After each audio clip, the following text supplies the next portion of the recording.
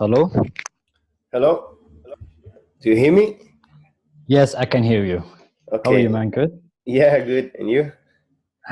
Yeah, I'm pretty good. I'm installing now Ganache on Sierra because my Open2 virtual machine went through a lot of troubles and it's not starting. I don't know what's going on. Okay. Let's just wait for Manish to enter, okay? Yes. Like 2 minutes and he's entering now. Yes. Now let me start. Okay. Okay, so let's start like 9 and 5 minutes, okay? And then I think he will enter. Yeah. Okay.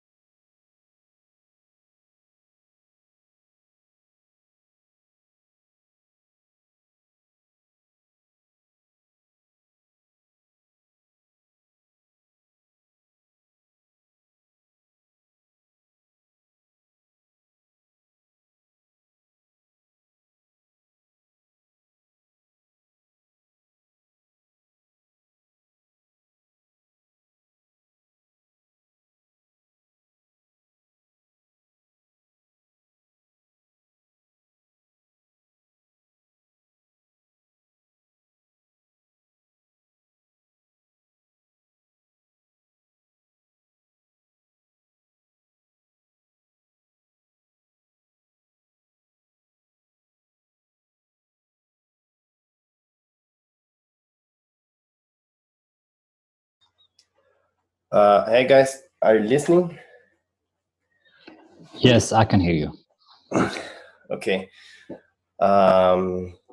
Hey Manish, are you good, man? Hello. Yeah, I'm good. Great. So, did you guys try to make the token? Yes. Yes, And I how did it go? already. Yeah, it went very Yeah. good. I Yes, and mean, good. Yeah. I already uploaded my screenshots Yeah, I also. with links. So yeah, Okay. Yeah, I see the two but I have exercises. yes, but Example. I had one problem. I wanted to deploy the contract on my Ethereum wallet, but it didn't work.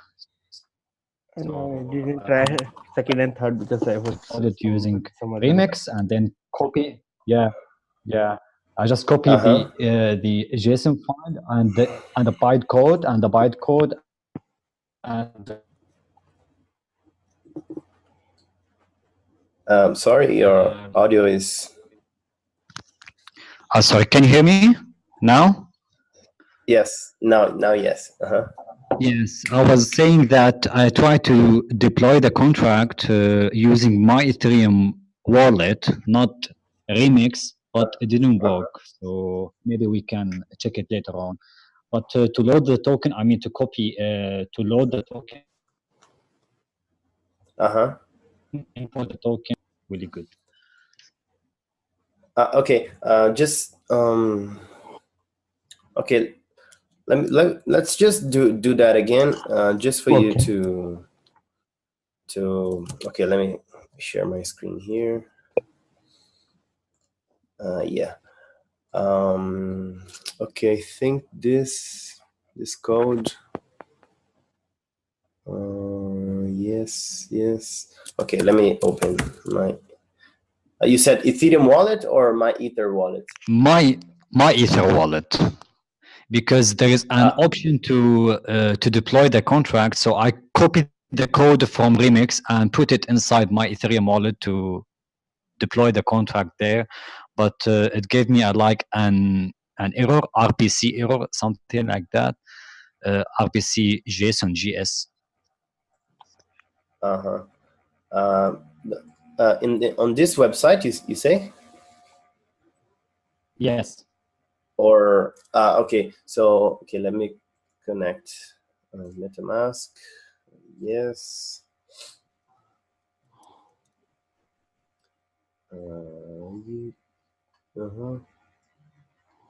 Yes. Okay. Connect. You went here, contract, deploy contract, and you put the bytecode and the ABI, right? Let's see. Let me just take this off.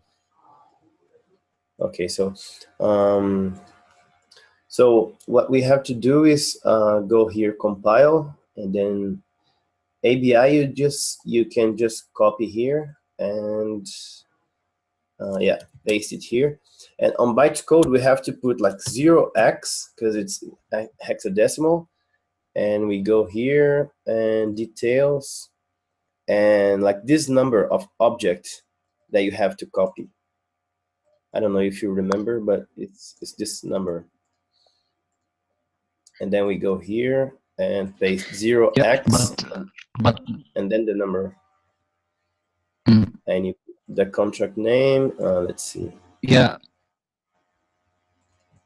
This here. And then you sign the transaction. Let's see. But we don't have to copy the code. I mean, there were an option to copy the code as well and to deploy it in the Sorry, using my Ethereum wallet. I think if you go to the first option, interact with contract, I think it was. You see, let's see on Remix, no, MetaMask, yeah, contract deployment. See, yes, yeah, now the contract was deployed. You just have to copy the ABI, and then the bytecode, if you click here, I think they're gonna, for example, let's see. If you copy the whole bytecode, like it's not this extra data that they want. They just want the the number, like these numbers here. And see, did you see? I think your audio is failing. Yes. Yes. Can you change microphone, earphone, or connect again? I'm not hearing you.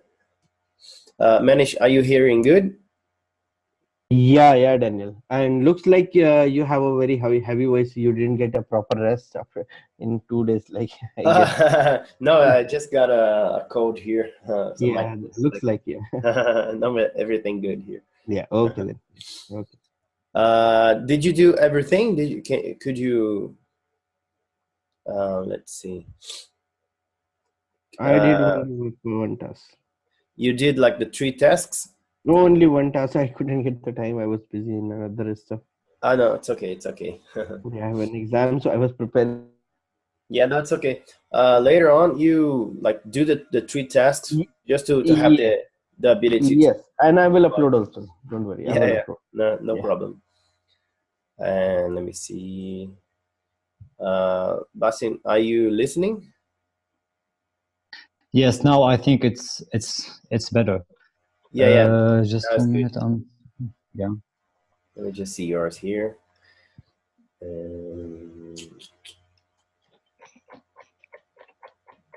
Yeah, I'll take a look at later, just for us not to waste time here now. Okay. So I posted on the classroom the guide for today's class, and it's a guide that I use when I'm restudying Geth, and just a text file. Let's see. Yeah, this one. So you guys can, we're gonna follow this guide on in this class, and so you guys can watch the class again and follow the steps here, just for us to study all these things today. And we're gonna remix. We already studied test nets. We have a good understanding. MetaMask, you guys are all good, right? Yes. Yeah. Okay, and the Ganache CLI was the former test RPC. We just installed this with npm installed -g Ethereum JS test RPC and the latest version. And then we used to type the command test RPC, but today you type the command Ganache CLI. And if you want help, they're gonna give you some other comments, and then we're gonna use this Ganache, this interface. We're gonna study a little bit more theory about Geth, and play with it a little, and also play with this library, the web3.js, and also Truffle and Infura, and some unit testing. I want to record a extra class video, because we're not gonna have time for everything today. So okay, so any doubt, you guys just say that. Okay. Let me just follow the class here. Yeah. Okay, so we have all these covered.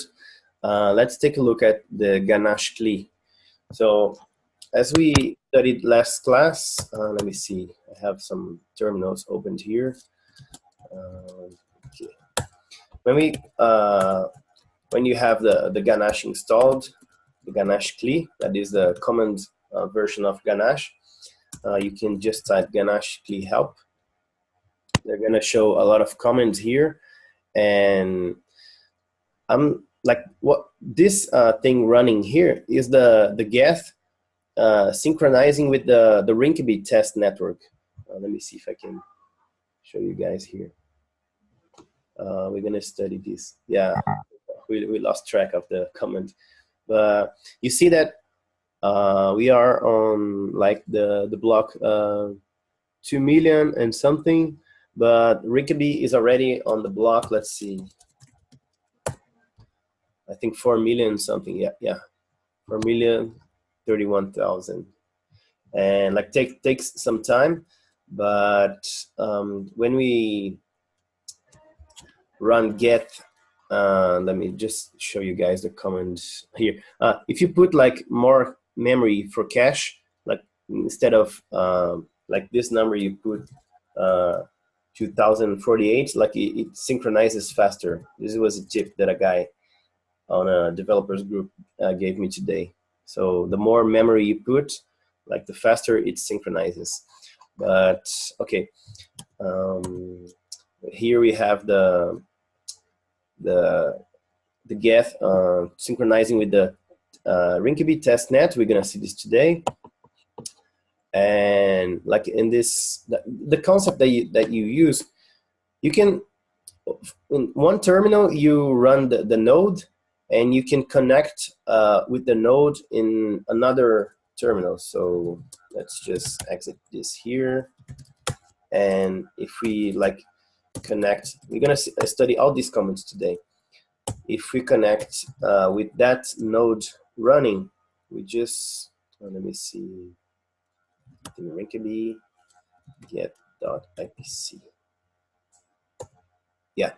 So the thing is, in one terminal you can like run your node. So this node is synchronized with the testnet, the Rinkeby, and on this terminal we're like attaching a JavaScript console with that node running. Okay, so this is an important concept. So here we can like watch the accounts, we can create some accounts, we can transfer Ether from one account to the other, we can like do a transaction and like sending like zero value, zero Ether, but you can store data on the blockchain, because there's the transaction. They have like a, let me show you here, going to be, okay, let's get a random transaction. We have like all this data from the transaction, all these attributes of the transaction, like the transaction hash, status, the like a success, the blocks, timestamp, from one account to the other. So this transaction, the guy just deployed a contract, and he transferred like 0 Ether. The fee was this one. He put like 3 million gas limit. The gas used to deploy this contract was 360,000. He put the price to 1 GWay, like it's really low. So let's see, Ether gas, I think, Ether gas station, Ether gas station. So, yeah, let's just take a look at this. Yeah, ETH. Yeah, he put like one GWay is like a safe low, and if you see here like a safe low speed. But if you want to the transaction to be mined faster, you just put like 3 GWay as a price. It's okay. The network is not overloaded, so you can just put a low gas price. Yeah, the nonce, and what I was talking about, like in this input data, you can like you can put like 0 or 0 like data, like no data, or you can like store some data. So like last year, you could like just make a transaction here in Ganache, like just click send, and let's see, yeah, no, not this one. You could just like it was like really easy for you to store data on the blockchain, because you just had the from, so this is your like current account, and you could just specify a true account. You could just like transfer to the yeah, no, you can't. I don't know, to any address on the network, any account. Like let's say, for example, like this one, transfer like 0 Ether, but MetaMask used to have like another field here that you could just put like random data. So if you, for example, you want to store, let's see, text to hex.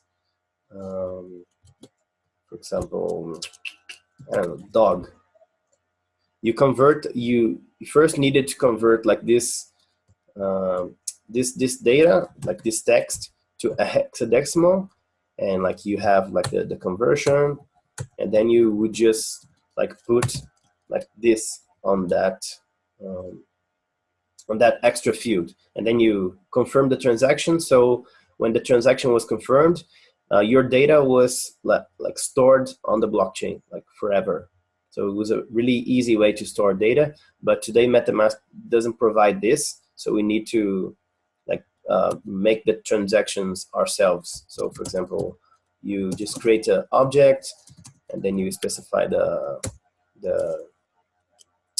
from address and the true address, and you could specify like how much gas you're gonna use. Like let's say, I believe the limit is 4.5 million gas, something like that. And on the data field here, you just put the data that you want to store. So if you want to store like dog in the blockchain of Ethereum, in the Ethereum blockchain, you just do this, and then you could like send this transaction, and when this transaction is confirmed, you could just like see the hexadecimal here data, and then you like just reverse. So let's see, UTF-H, no. Anyway, the data stored here will be in hexadecimal, so you just like reverse like hexadecimal to, sorry, this one, hexadecimal to text, so you'd have your text stored on the blockchain. So just a concept for you guys to have. Yeah, but let's continue with the class.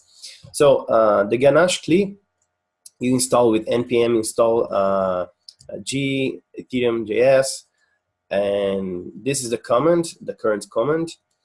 And let's go here. Yeah, you just, if you want to see more commands here, you just type Ganache CLI help, and like this node, this Geth node that is synchronized with the Rinkeby test network, I'm running on the port 8545. So let me just, well, this is, yeah, the JavaScript console. So the default port for Geth is 8545. And if you want to, like, you can't use this port because it's already in use here. But if you want to, like, run as a simulation node here, you could just like put, so for example, 8646. But you have to specify the argument port, and then there you have it. Like the Ganache CLI is the terminal version of this Ganache that we studied before. So they give us like 10 accounts with 100 play ether each, and the private keys, the mnemonic phrase if you want to store and recover your like these accounts. And you see like they're listening on localhost 8646. So if we want to connect the remix to this like local blockchain, we just need to copy this RPC and go to remix. You guys saw that we have like 3 options here that we already studied. So we have the JavaScript runs like a local blockchain, like a simulation. They give us like 5 accounts, but we can add accounts here. But we also have the option injected Web3 that is gonna connect with MetaMask. So MetaMask, I'm connected to the Rinkeby test network. If we connect to the main network, just cancel here. You see that I have no account with Ether here, like Rio Ether. And Remix is now connected to the main network through this injected Web3 provider. So we have like this account, BDC, let's see, yeah, BDC. And we have the third option, that is a Web3 provider. So this we provide, in this one we provide a node for Remix to connect. So you click OK, and you specify the endpoint. So the endpoint that we specified here is localhost 8646. So let's just copy this here, and OK. You see that Remix brings us the 10 accounts with okay, I have a question. With the 100 Ether. Okay, go. Yes, so in this case we have two ports, one for the Ganache client and one for the Ganache GUI, because the Ganache the port was 8584 and you put another port in this case. Here, okay, the RPC port is 7545, but you put for the Ganache client a different port. So how it's even possible? We can like run as much nodes as we can if you wanna like let's run a node here. Port, I don't know, 777. You can like run the nodes in different ports. So if you say tell Remix to connect to this endpoint, it's gonna connect, but it's just a different port because I'm synchronizing this node on the default port 8545. So we need to specify like a different port to connect. Let me just. Okay, and for you set up the 8545 port for Geth for the Geth, right? Yeah, you are using this port. Okay. Yeah, the default port of Geth is the 8545. So I didn't specify any port here. I'm just like synchronizing this node, and since I didn't specify any port, Geth is running on the default port, so 8545. But when I go here and I run like a Ganache CLI node, like a simulation node, I have to specify other ports. So I specified like 8646, and I'm connected with that port. And so we have just one question, small question here. How you connected with the local host with the like you already show me the port 7545 of the Ganache. Yeah, this is like the only difference in these two, like the Ganache CLI and this Ganache interface here, like this like a desktop application, and you see that they have a fixed port here. I don't know if you can change, maybe on settings here. Let's see. Yeah, you can just change here, and the network ID is like a huge number, because I believe one is the ID for the mainnet, and like 2 and 3, I believe like Rinkeby and Robston, and like other numbers except for 1, 2, 3, you can just specify for the other networks. So yeah, I think you can change here, but like the default port to where change cancel. Okay, the default port for this Ganache interface application is this 7545. So if we want to connect Remix with this interface, we just specified like this endpoint here. Okay. Okay. Here, so if you want to connect a Remix with Ganache, so we will use RPC server with this port, but you already used another port, which is 777, or the port that you already did it in Ganache client. So can you repeat again, how did you connect the Ganache client with the remix code?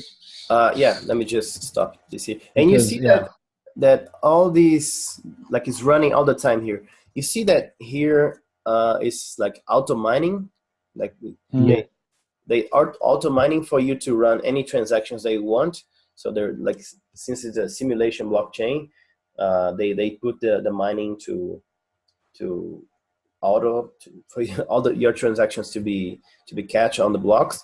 And you see that till I like canceled this, like the Ganache CLI was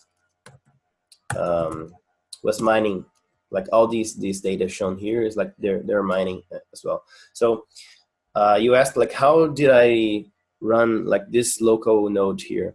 I just typed Ganache CLI and specified like a port with -p, and I don't know, we can 1010, and then like a simulation node. Yeah, denied on this port. But it's asking me command not found, because my Ganache is already installed, and I can see my 10 accounts as an address, 10 address. But when I'm running this command, show me command not found for Mac. For Mac. Yeah. Maybe you didn't install this Ganache CLI. I installed. I can see the 10 account here, and its mining status is auto mining. Like this application. Oh, sorry, this application, right? Yes. But you can't do what? But when I'm running the command of Ganache CLI, the port 1010, but it's showing me command not found. Like this command here. Yes. Because you have to, like, these are two different things. Like this one you just install, like I have this one installed like in a long time, but this one I install like today. You just type this command here, npm install -c, like this command. Maybe you didn't install this command here. Okay, so but try this later. Let's just continue with the class, because we have a lot of things. Okay. So this Ganache CLI, we saw that it's running. I put on to run on this port 8949. So let's connect on Remix. Let's change it here. 8949. Okay. And then they're gonna connect with this Ganache CLI here, and you see that some other application is listening. Actually, it's connected to this. So they're mining here. And okay, let's deploy this contract here on this like local network. Let's put like 1,000 tokens and deploy this here. And I think it shows like this error because we have to specify like a bigger. I think like if we pass like this value that was already here that I was testing exceeds like the gas limit of the block. So let's see. Yeah, it went through. Because every block has a gas limit off the block. So I think if we pass like a huge number here, we're gonna use like all the gas of the block. So we have to limit that. So you guys saw that we are connected there. We have like these 10 accounts, and the contract was deployed. We can see here the transaction. The contract was created. So you see like 4FF is like this contract here. Like it was used like this amount of gas, and yeah, the timestamp. So we have like these 10 accounts. We already studied like this simple ICO account contract. So when we like call this function, like watch to see like a call here. When you call get balance, see the Ganache CLI shows it here. We just called the get balance of the tokens, we created like 1,000 tokens. So this address is the owner. And let's change to another account and buy some tokens. And you see that we specify here for each Ether, you get like 100 tokens back. So yeah, this account, we're gonna invest 1 Ether and we're gonna buy the tokens. And the transaction went through like this. The hash of the transaction used only like this gas. And when we call, we are in the second account, we're gonna get the balance. You see the call here. And yeah, there we have it, our 100 tokens. So let's just do another one here. We are in the third account. Let's buy some tokens. The transaction went through. Yeah, this transaction here. And if you call how much the tokens, 200, the call is shown here. So this is like a simple way of you not asking for Ether play Ether on faucets. Like you just run this command line ganache node. So really easy, right? Any questions? Well, yeah, there is a lot of questions, but it's like I will, yeah, because I'm not following up with you all the commands, but I will try it later on, and then if I have any question, I will ask maybe in next class, because we have to run all the commands. Yeah. We're gonna see like a lot today. So like, don't worry, you're not gonna understand like everything. You're not gonna remember everything from this class, but like watch the video again and try out like on your computer, like do all the commands, like make the run the nodes and try to connect and remix, like do all this stuff for you really like learn this. Okay, I have just one question about the Ganache client. You run this command inside Ganache npm, or where exactly we have to run this command? On the terminal, in any terminal. No, but inside the Ganache framework, first you have to run the Ganache, and then inside this we have to run, or directly in the command terminal. Yes, exactly. The directory of it, where we will run this command, in which directory we have to. Yeah, good question. I think we can run like in every. Because I tried here, and it's like I have 10 accounts. When I run a Ganache with the port 85555, it gave me, it's like it's listening, but there is no accounts. Yes. There is no accounts at all. There is no accounts available. But I run it. It's like on desktop, and I have Ganache installed in downloads directory in Ganache. So I have only listening, but without. Can I add one point here? You have this one, right? Like this. When I had downloaded the Ganache, it's given me the framework I had installed in this my machine, and I see this Ganache. When I open the window, you are showing the Ganache with the 10 account. I can see, but when I'm running from the command terminal, it's not showing me anything. It's showing me command not found. Okay. No, some problem with installation, I think. It's not command not found. In my case, it's not command not found, because maybe Manish, you missed something in. You have to type npm install, where you can install the dependencies of all the packages. But in my case, I can see that it's listening. There is gas limit and gas price, but there is no accounts in the terminal. I can see the 10 accounts with a private key. So okay, wait now. Yes, now I can see it. Okay. Yes, perfect. So, now I can see it. Now, you guys have to try like everything and play with these tools to understand and get good. Okay. Yes. Okay. I'm ready. So. No, it's okay. So you see that we connected like this command line tool. We deployed it, this contract. So let's just do the same with this Ganache here. Okay, there's no difference, and let's just copy here. you see that we have no transactions yet, and it's mining. And let's connect Remix with that. Yes, 7545. They're gonna bring us, yeah, the 10 accounts. Let's, you see that we have no transactions yet. Let's upload this contract.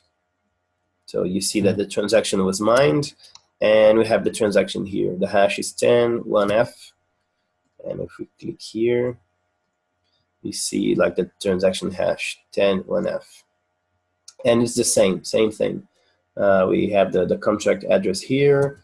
Let me see, yeah, 18D1, same. Let's just buy some tokens. Transaction went on. The second transaction here, from one address to a contract address, use this gas, and the value sent was 1 Ether. So we called here, and you see that we can call how many times we want. Only the transactions, I believe, that change state is going to be shown here. Same, okay? Any questions? Let me just close this here. Yeah, Ganesh. Let's go for Truffle first, and then we can do a pause, and then we analyze Geth, okay? Because this other material here was from one course that I did, like, and they explained a lot on Geth, and I was like taking notes all the time. So a lot here, and we can like study this here, and just to complement the just to complement the theory on last class, okay? But let's go to Truffle first. So let me just put this here, okay? And we're not going to use Remix for now. Not this. Okay, MetaMask. Okay, so remember, let me just change to, yes, okay. Remember Truffle when we talked about it, Truffle framework, yeah, on last class. That is a framework for you to develop a lot of tools for you to develop your smart contracts, and we use Truffle for like big projects. You're not gonna like develop a small project here on Remix. You develop with a IDE, and we use this Truffle framework. So, and we talked about last class about Truffle boxes. There are these already written projects here. They have their own structure, and we talked about initializing like a new project, and we're going to do both today. Let's just start with these boxes, and then we go to the project from scratch. So let me see. Yeah, let's create. Okay, let me just delete this here. Let's create a directory here. Okay, this directory has nothing. So for us to unbox a box, we just do like Truffle unbox, and then the name of your box. So we see here like a lot of boxes, and like one of the first that I studied for was this pet shop. It's like a simple application that you can like adopt the pets and play with it, and they have a tutorial. So if you guys want to check out more about the Truffle boxes and some other Truffle stuff, you just go to this tutorial. Like it's a big tutorial. Like they explain a lot about the boxes. If you guys have some time later, you go here. but a lot we already learning. Anyway, for you to, they give some instructions here, like to install Truffle, to unbox the box. So we're gonna do this here. You just type Truffle unbox pet shop, the name of the box, and they install the whole box in your directory, in your clean directory. Yeah, let's see. And like the whole structure of the project is here. Let's just open it with an IDE to check it out.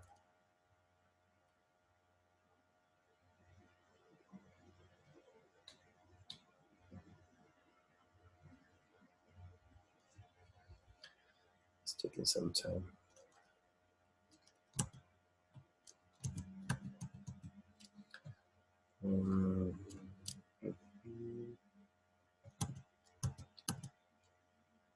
Let me just close all this. Yes. Let's just open again. Yeah, now it went. And okay, this is the structure of a box, like already developed box from Truffle.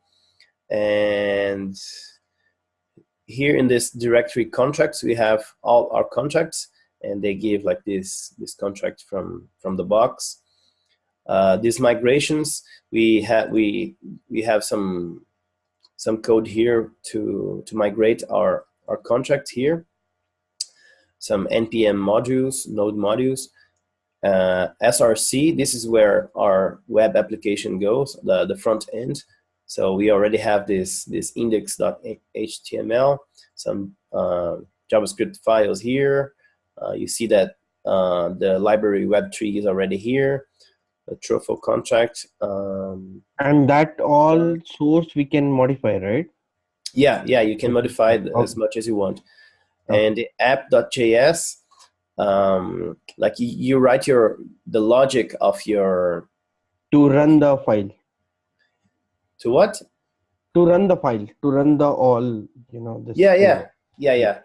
This is the logic there. In this file, you write the logic of your application. So you see that when we unbox this box, this pet shop, you see that they type like replace me, the init web, the init contract, because you have to follow the tutorial to change this, and they tell sorry, everything about the pet shop. So the JavaScript files, it's written with Bootstrap. Yeah, and the pets.json with some data of the pets, and we have like the images. And let me see, SRC. On this directory test, you write your unit tests, and we have like some images here. Let me see, SRC. Yeah, images. You see all the images from the dogs. And a good thing with these boxes, they give you the structure of all the project, so you don't need to create from zero. And what is the ID you opened all this folder in one place? What is the ID? What? Visual Studio. What is the ID? Is Visual Studio. Okay. So Microsoft Visual Studio? I don't know. Really don't know. Okay. Well, sorry. No, it's okay. When you're using some IDE, since Solidity is like a new language, relatively new language, you just go to the extensions. So here you can just go to Solidity, and there's like a lot of extensions, and like this one, over 400,000 downloads. So I'm using this one for like to highlight the colors and all this stuff.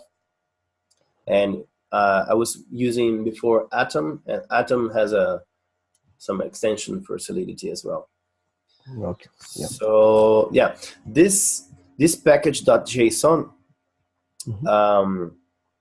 you see that this box already gives us a server, the light server. So when we run like npm run dev, the application calls this light server, and it runs like it serves our application. So it's a really good thing to have. And like this Truffle config, you see that in this file Truffle config or truffle.js, here this is the file that we specify which network we are connecting. Do you have a guess on which network we are connecting?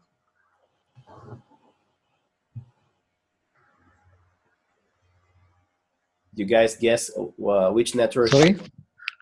Here, it's like we are connecting to Ganache. Yeah, good answer. Yeah. Okay. You see localhost 7545. 7545. Yeah. For me, Yeah. same. Yeah. On this like local host here, and for if we want to connect our application to, let's say, a Geth node running on Amazon, we specify here we can put like a lot of networks. So Geth 1, Geth 2, I don't know, Infura. We put the networks here, okay? And the box gave us like already the connection to Ganache. It was the standard here. But we can also like run the Ganache CLI and specify some other port here, and it's gonna be the same as we did today. So we have the Ganache running here, like this endpoint. And okay, let's try to render. Let's try to run this. So you guys remember that on package.json, we just run npm dev, and it should run our application. See the application that we just unboxed on Truffle, and it's running on this port 3000, and like this is the web interface, and like we are connecting to this blockchain that we specify here, and all the logic of the like this application we write in this file. So this is basically we can use a Truffle box like this one. It's like a template. If I want to change the photos, and for example, instead of adopt, I can say I can put a price in Ether or in token. This might work as well, right? Yes, you specify. It's just like as you said, a template that you can use, and you can write your smart contracts here. You can add some more smart contracts. Okay. And how did you connect with this? Like from this port to the local host with the port of 3000? The server, I don't know which. No, how you connected? Like how you projected from here to the web server? Yeah. They gave us the server, the slide server. I don't know where is it, but someplace here the server is. Okay. Okay. Yeah. So this is how we unbox a box. So let's go from zero. Let's close this one, and let's let Ganache running here. And yeah, this is the pet shop.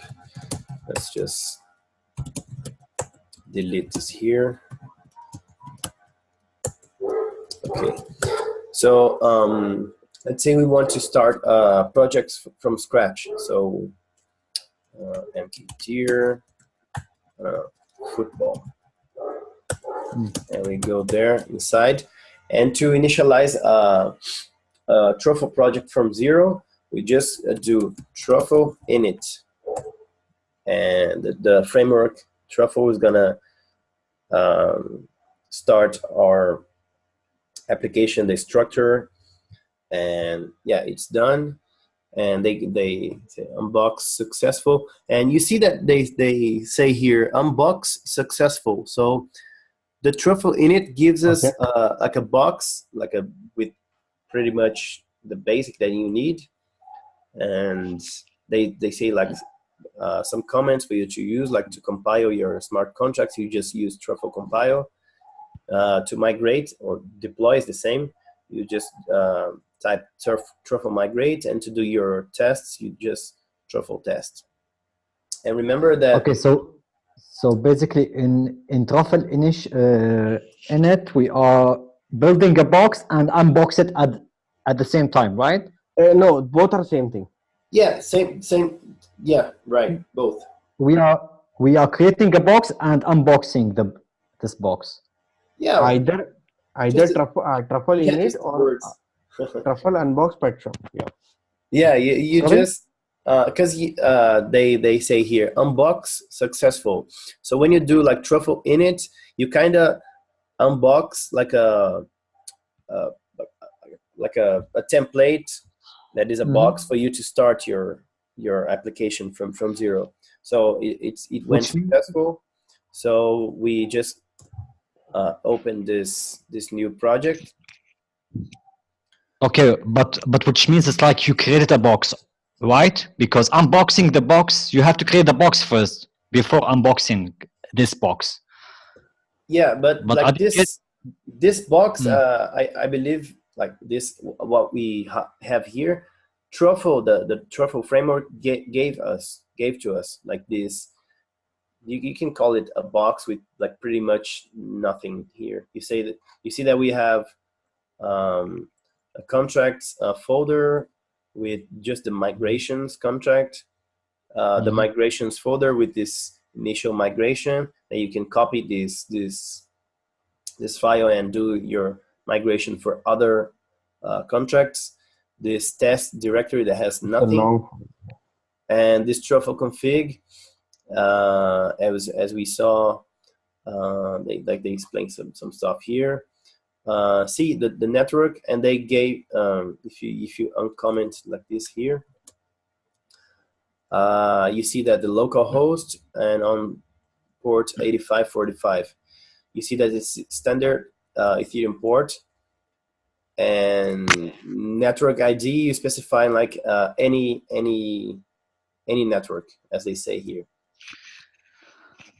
Yeah, but still, it's like, I'm really sorry, but I didn't get what a Truffle init will do in this case. It will create box and then unbox it, or what will be what the useful of this command?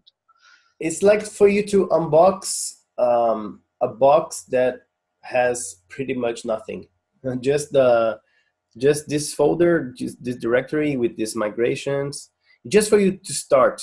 Okay, it's the same as going to an IDE and saying like start new project, and they create all this structure for you. Okay, so basically it's creating a box and unboxing this box to start your project. So yeah, this is my my question. The box is already created in the Truffle framework. They're just unboxing this thing. Okay. They will give you by default all the information about all the folders which is mandatory to run the Truffle command, like contract, migration, source, tests, modules, node module. Yeah, and from here you start your own project. So let's say we want to start a new contract.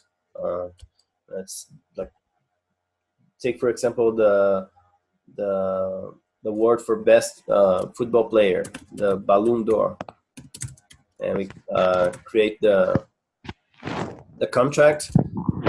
So let's just let's see if we can do this like in, I don't know, 6 minutes. You just create your contract. We have to specify the version.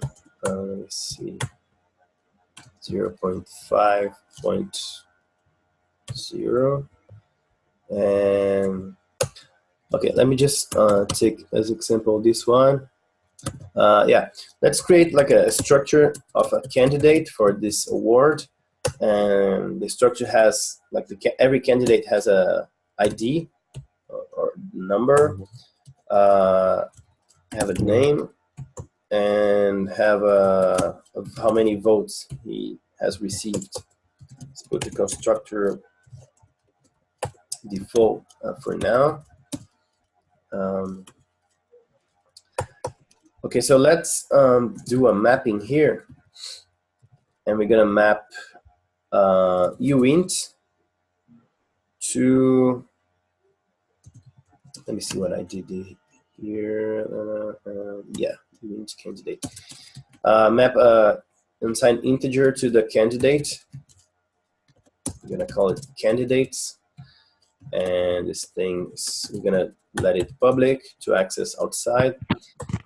And let's create a function to add the candidates. So add candidate. This function is going to receive as argument, and remember that we have to pass as memory the name of the candidate. The function is actually private because we're going to use inside the constructor here. And yes, let's see. Yeah, when we add a candidate, yeah, I forgot one thing here. We have like a uint. Let me see if I put public. Yeah, I can put this public. How many candidates? Okay, so when we add a candidate, we're gonna increment the total of candidates, and we're gonna push.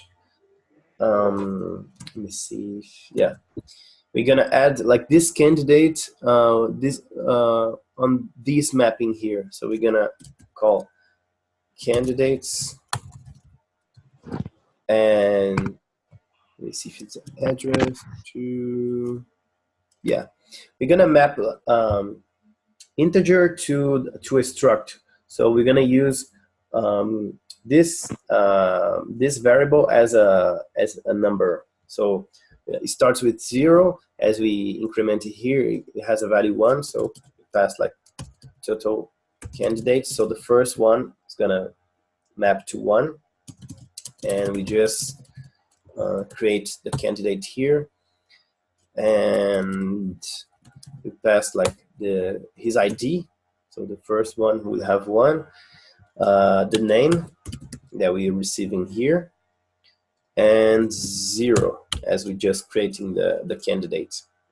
So now, since it's a private function, we can add our candidates here. Just see, yeah. So let's add some football players here. Yeah.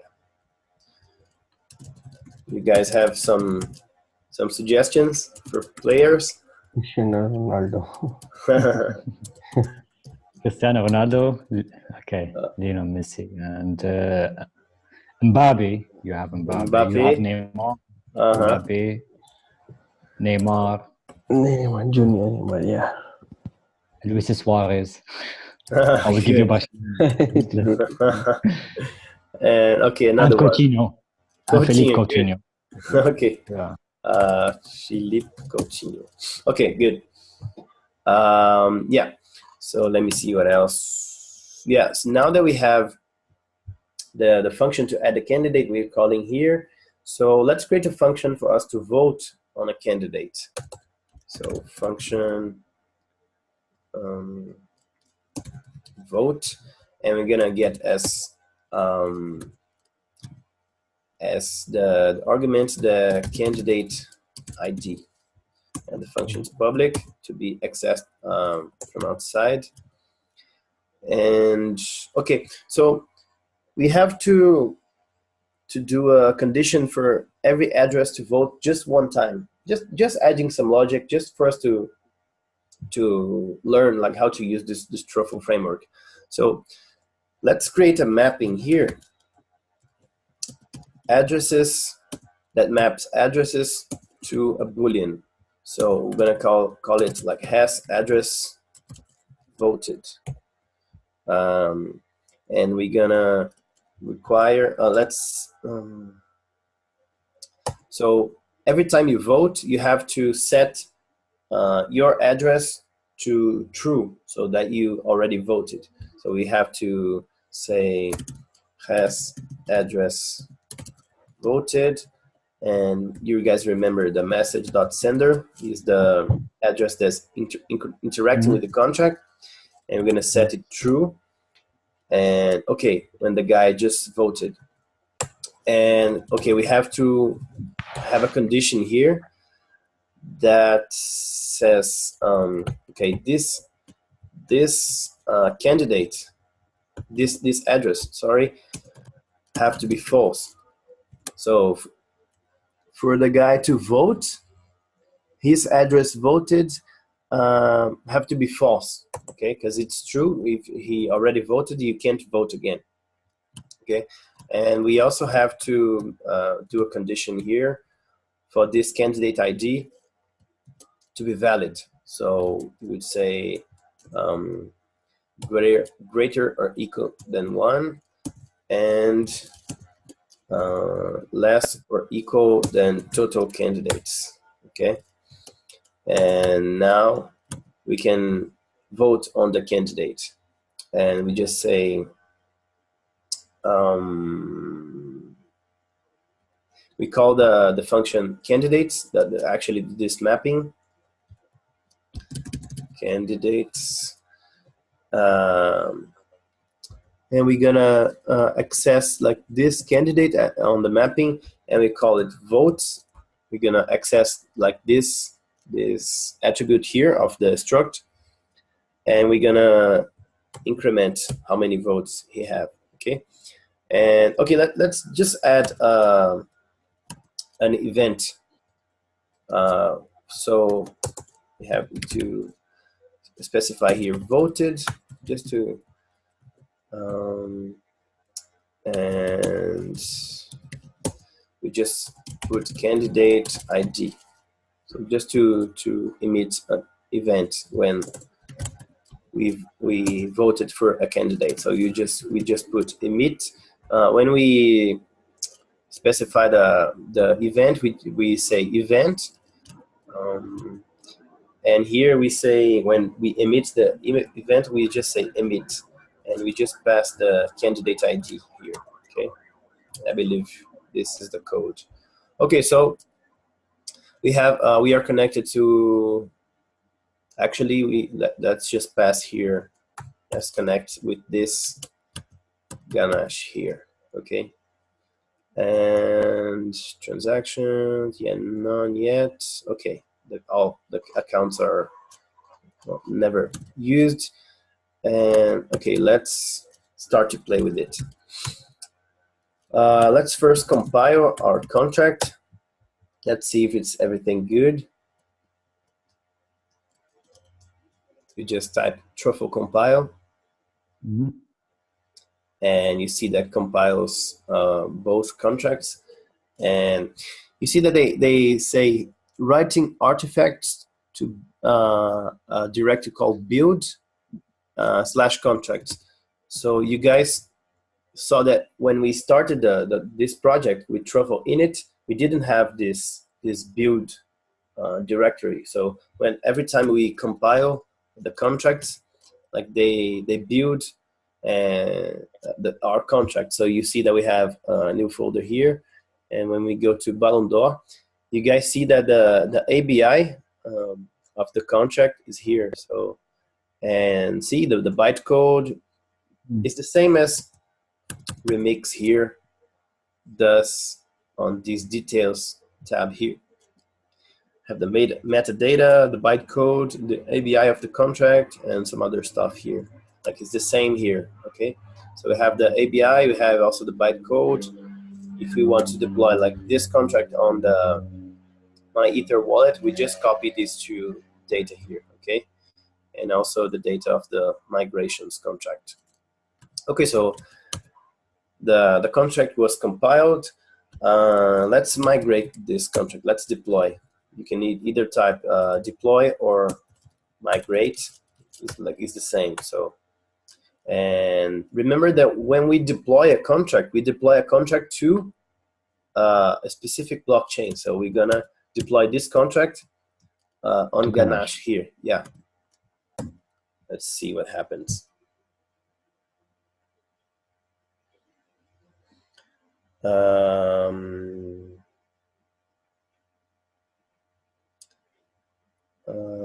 believe we just deployed one contract. I had this problem yesterday, and it was like a thing on permissions. Let's try to, because we should see like this. Oh yeah, sorry. I forgot one thing. Remember this migrations directory. We have to we gotta have one of these for this contract that we have here. So that's why it didn't show here. So we just copy here and let's call it deploy contract. Deploy contract, and we just changed to balloon door. And here same, and also here. So this is the code that do the migrations for our contracts. So let's do it again. Let's do Truffle. I believe it's not going to change anything. It's already compiled. We didn't change any stuff. Let's just do a test here. No. Let's save this. So it should show an error. You see, the Truffle framework says to us like expected some stuff, but got this. It's because of, you see, on top of this line, Neymar Jr. Yeah, we have this here that shouldn't be. Yeah. Okay. And now we're gonna have. And every time we do Truffle compile, they build the data here, the ABI, and the bytecodes. So everything good. Let's now migrate or deploy this contract to this blockchain, to this Ganache. So now we should see the second contract here already also. Okay, everything went great. Deploy migrations and contract address here. We have the migrations, and we also got deployed our Ballon d'Or contract. So we have this contract deployed on this address, and let's see on Ganache. Yeah, we have all these 3 transactions, and this was, let's see, created contract. Yeah, one contract here, the migrations.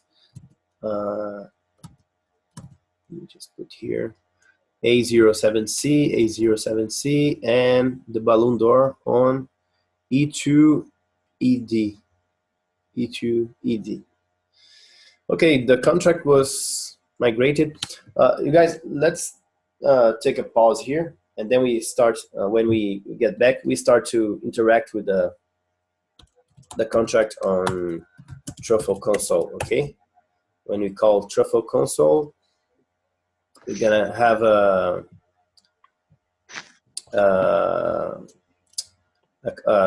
command line JavaScript for us to interact with this contract. Okay, so let's take a 10-minute break. Okay. Okay.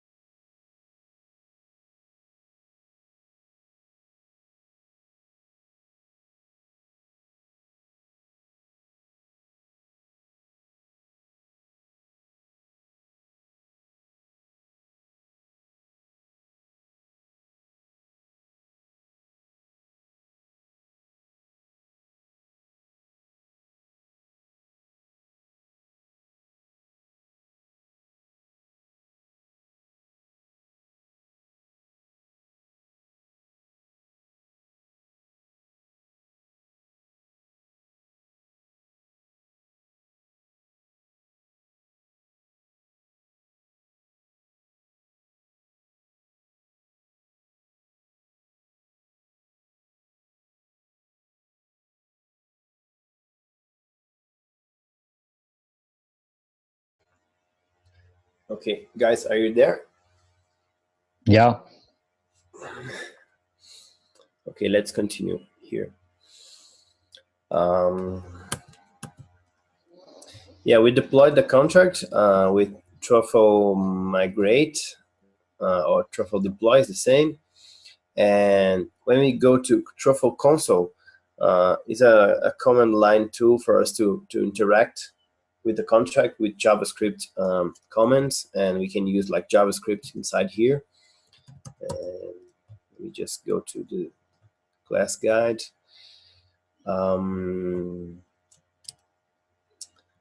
Yeah. So we have the contract deployed. So we have an object balloon door, it's a JavaScript object. Let's just see when we type the name of the object and enter. We have like all these. I believe all of this is comes from the build and like all these stuff here. So we can access like everything here.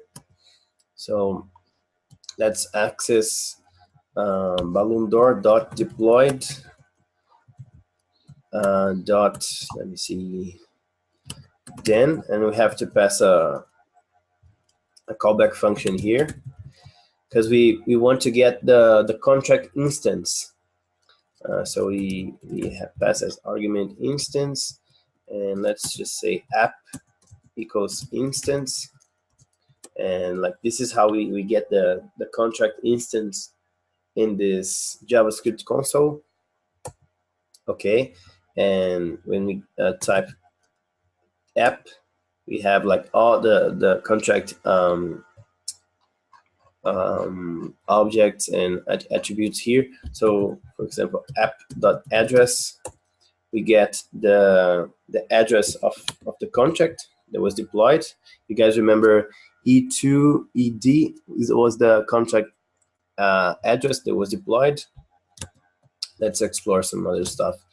So remember on the contract, we have a structure, candidate, and we have this public mapping candidates. So we can access all these public stuff. So we can access this total candidates. We can access because they're all public.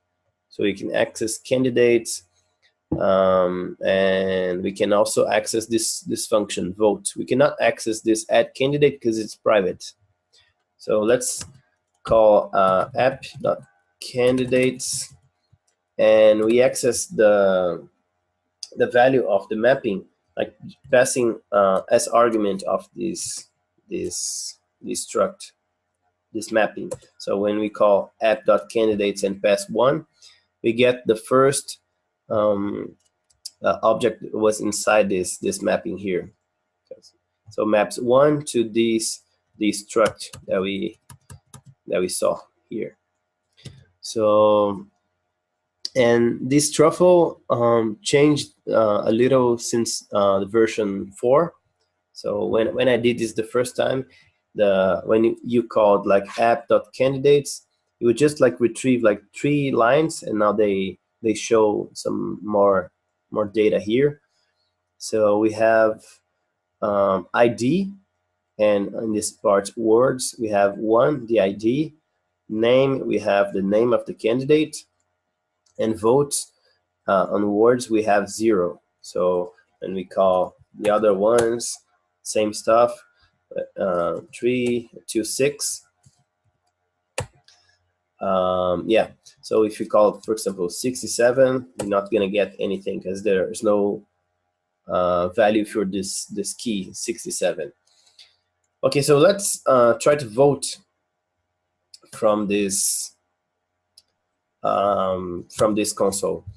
Let's see, since we're connected to these accounts on this blockchain, we should be able to access these accounts and like check their balance.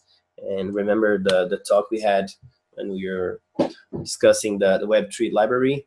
So I believe web3.eth, and if you type like Web3, they're gonna give you all the stuff that's inside here. And when you call web3.eth, and if you type tab, they're gonna give you all the functions. Let me see. Personal, yeah, .personal get account, I believe. It's a function, yeah. So for us to call all these accounts, we just call web3.eth.personal.get accounts, and then we have all these 10 accounts here. Let's try to put this inside a array and put this. I don't know if it's a async function. Let's see. Count. Yeah, no, not async function, because if it were, we would have to put like equals await and then web3 dot blah blah blah. Okay, so now we can access the first position. Oh, yeah, seems that we can't.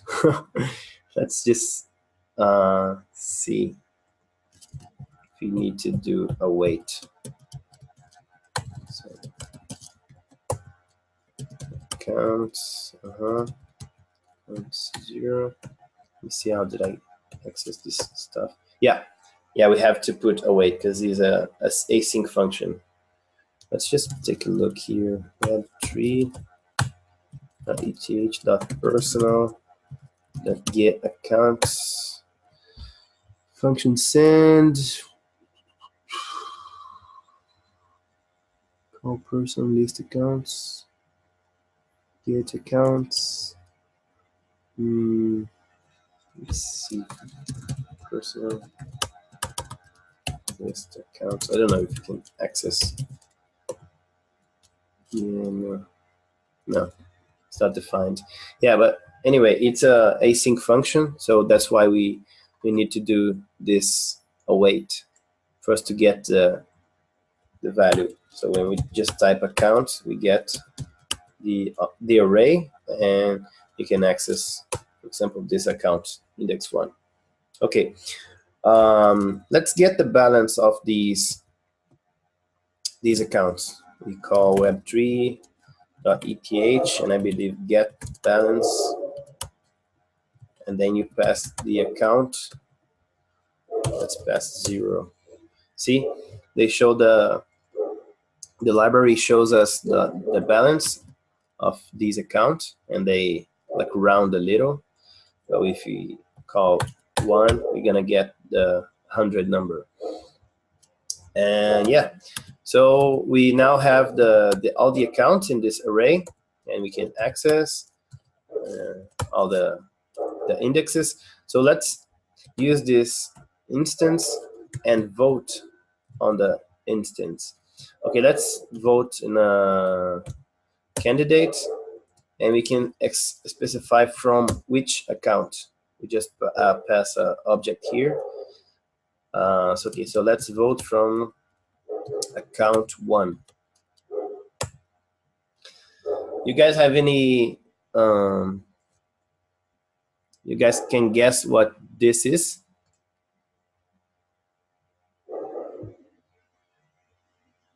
Any guess?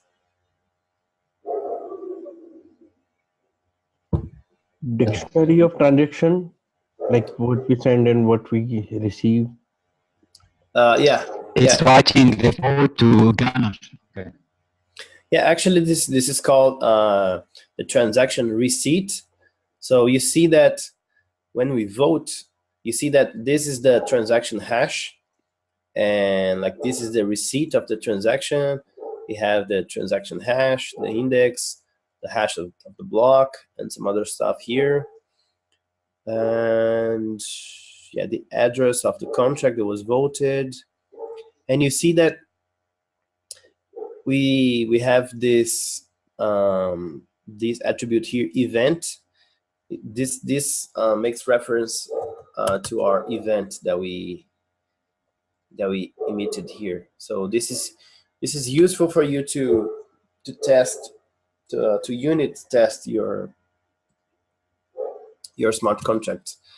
Okay, so we voted on the candidate number 1 from this account. And remember that we put like these two required.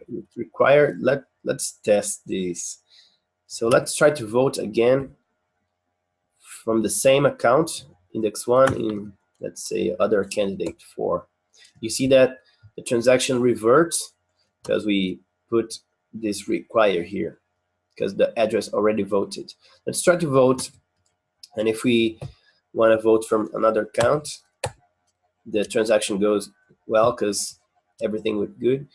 Let's try to vote in this candidate, in a candidate inexistent from, I don't know, account that didn't vote, and it also reverts because we put like the candidate ID is not valid, so that's why it reverts here. Yeah, let's see what else. So we use.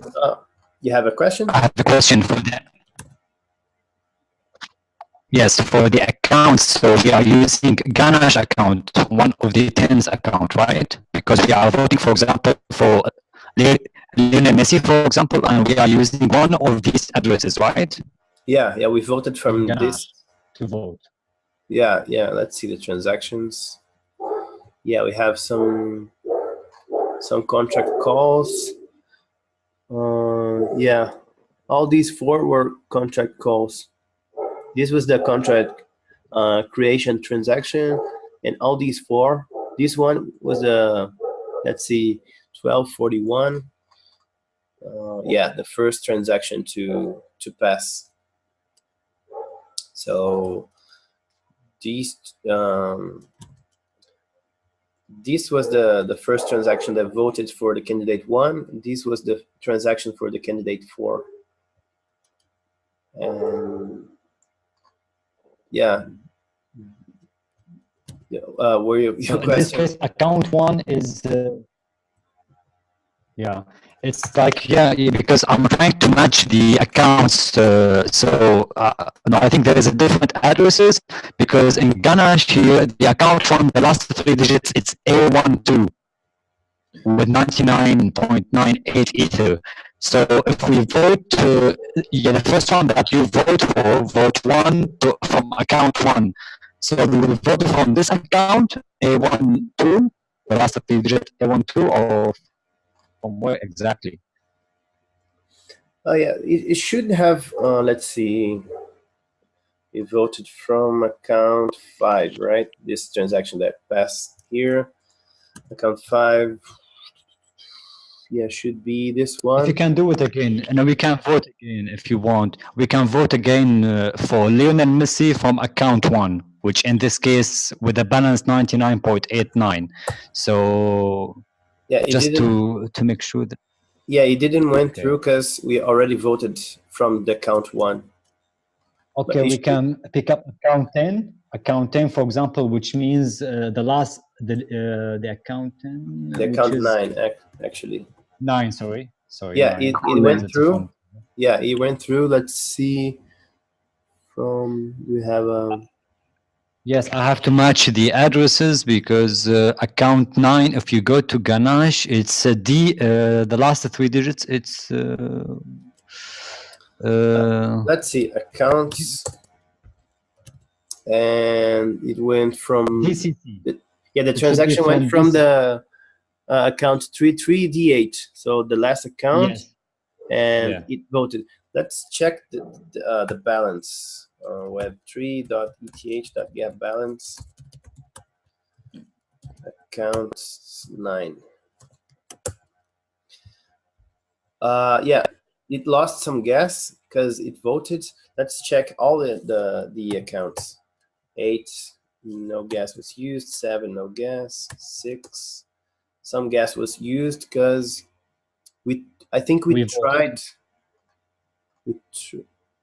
Yeah, see, the account 6, we tried to vote on the candidate 44, and it paid some gas because you kind of paid for to try to run this transaction, but it reverted. But you paid some gas anyway, so that's why it doesn't have the full. The 5 we voted or tried to vote. Let me see. Yeah, 5 we voted on the candidate 4.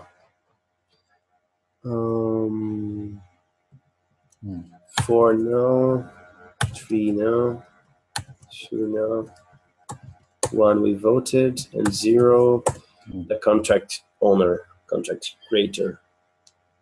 And yeah, this is how we initialize a project on Truffle and interact with the contract. Okay, I have another question. If you sure. Can, I have another question about account 0. So account 0, we use this account to deploy the contract, but we cannot use it to vote. Yes, we can. We can use it. So okay. Yeah, let me just copy this here, not to app.vote, sorry, var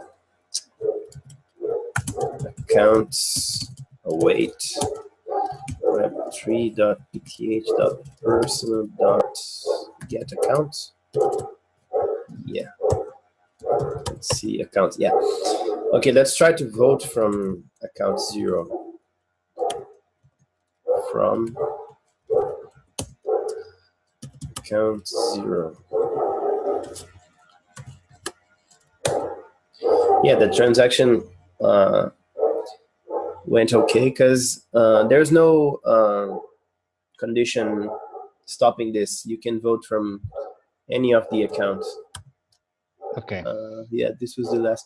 And I think that you see that only the first account, they changed the balance here, but this is a bug of this application. Maybe in the latest versions they corrected this, but we see here on the transactions that everything went okay. Okay. Okay, perfect. And one more question about await. What await will do in this case? Await. Because I believe it's a synchronous function, synchronous JavaScript function. Okay. So you have to wait for the function to okay. go. Okay. It will give you all the objects on the sequence. What? It will await will give you all the object on the sequence, the synchronous one by one. But if you, I don't know but I much think about JavaScript, but you need to call this await because it's a asynchronous function, so you have to call it. Yeah, because without await, you will not see any accounts before like you did. But yeah, if you're, it's a function of the JavaScript. Yeah. Yeah. Okay. Okay. Okay. So let's move on to Geth, and yeah, I believe we need some extra time on the latest on the next class. Yeah. So let's go through these to this file here, and I need to explain a little more about Geth for us to use it with all the theory. So we already saw in last class that is a Ethereum node, is an implementation on Golang. Yeah, it's open source. The wiki page is here. We have there everything we need. You guys have Geth installed already? Yeah. Yes. Okay, good. Yeah, it's a blockchain node. So it tries to find some other blockchain nodes and connect to them. And as we saw here, this is the node that I'm running, and I'm synchronizing with the Rinkeby testnet because I want to demonstrate to you guys like to store data on the blockchain.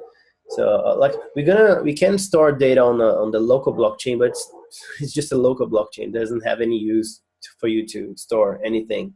But in the test net, you have the data there, and the main net, you have the data forever.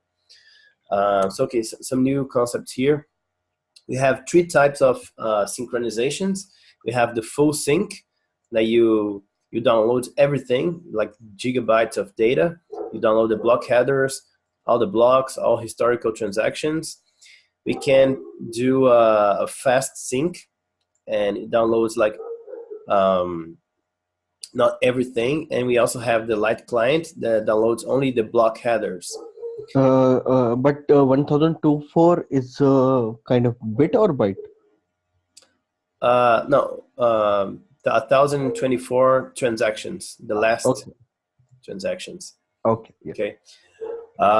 Yeah, we have this JavaScript JSON RPC that we can use JavaScript, and we have two ways of connecting to a node in Geth.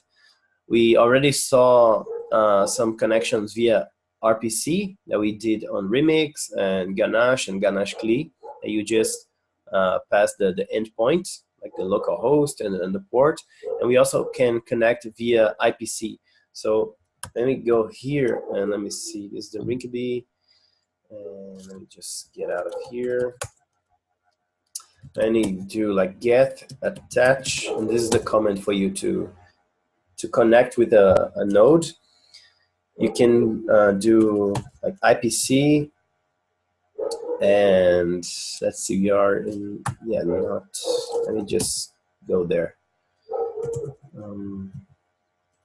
Ethereum, okay, Ethereum. Do like get attach and IPC, and we specify the Rinkeby and get.ipc. This is remember that we are on the, yeah, let me just show this information. Let's see. Yeah, so when we are using Geth, like this is you are connecting to a node on the blockchain, and you're downloading the blocks from other nodes on the network. So you're copying the state of the blockchain to your local machine. So you're copying all this data in a database, right? So we have like 3 platforms here. On Windows, all this data, all these database would be in this path. On Linux, it will be like in home /.ethereum. That's why I went here. So I'm home and .ethereum, and on Mac would be in library /ethereum. So when we are running, I typed just Geth and Rinkeby specified to connect with the Rinkeby, the Geth is going to be inside this directory. But as we specified that we are connecting with the Rinkeby testnet, if we go like inside the Rinkeby directory, we're gonna see some other directories. This key store is a directory that contains all your accounts, your like private keys. And then when we go to the Geth, this is where the database is stored. So in chain data, so when we go to chain data, we go here, like all these, you see a lot of files here. Like this is the database of the blockchain. Okay, so let's go back. Okay, so here we have like the node running and synchronizing with the Rinkeby testnet. And here we can connect with that node, and they're going to give us a JavaScript console for us to interact with the node as the same as we did on Ganache. So we just type get attach. We specify the IPC endpoint, and when you start running this, they're going to give you the endpoint. And the endpoint, this is why I went here on this directory. It's Rinkeby /get.ipc. So you see that we have a JavaScript console, and we can call the objects and the objects functions. So when we call, for example, ETH.accounts, we have the accounts that here, And a concept is called Coinbase. We see that we have the exchange Coinbase, one of the biggest. So the name comes from this Coinbase, because Coinbase is the account of a node that is like mining and receiving the rewards. So we gotta have one account to be the Coinbase of your node. So is that having a maximum coins? a what? Is that having this account because you typed eth.accounts and you got only one address? So is that like you have a maximum? No, good question. We can create any let's see, personal.new account.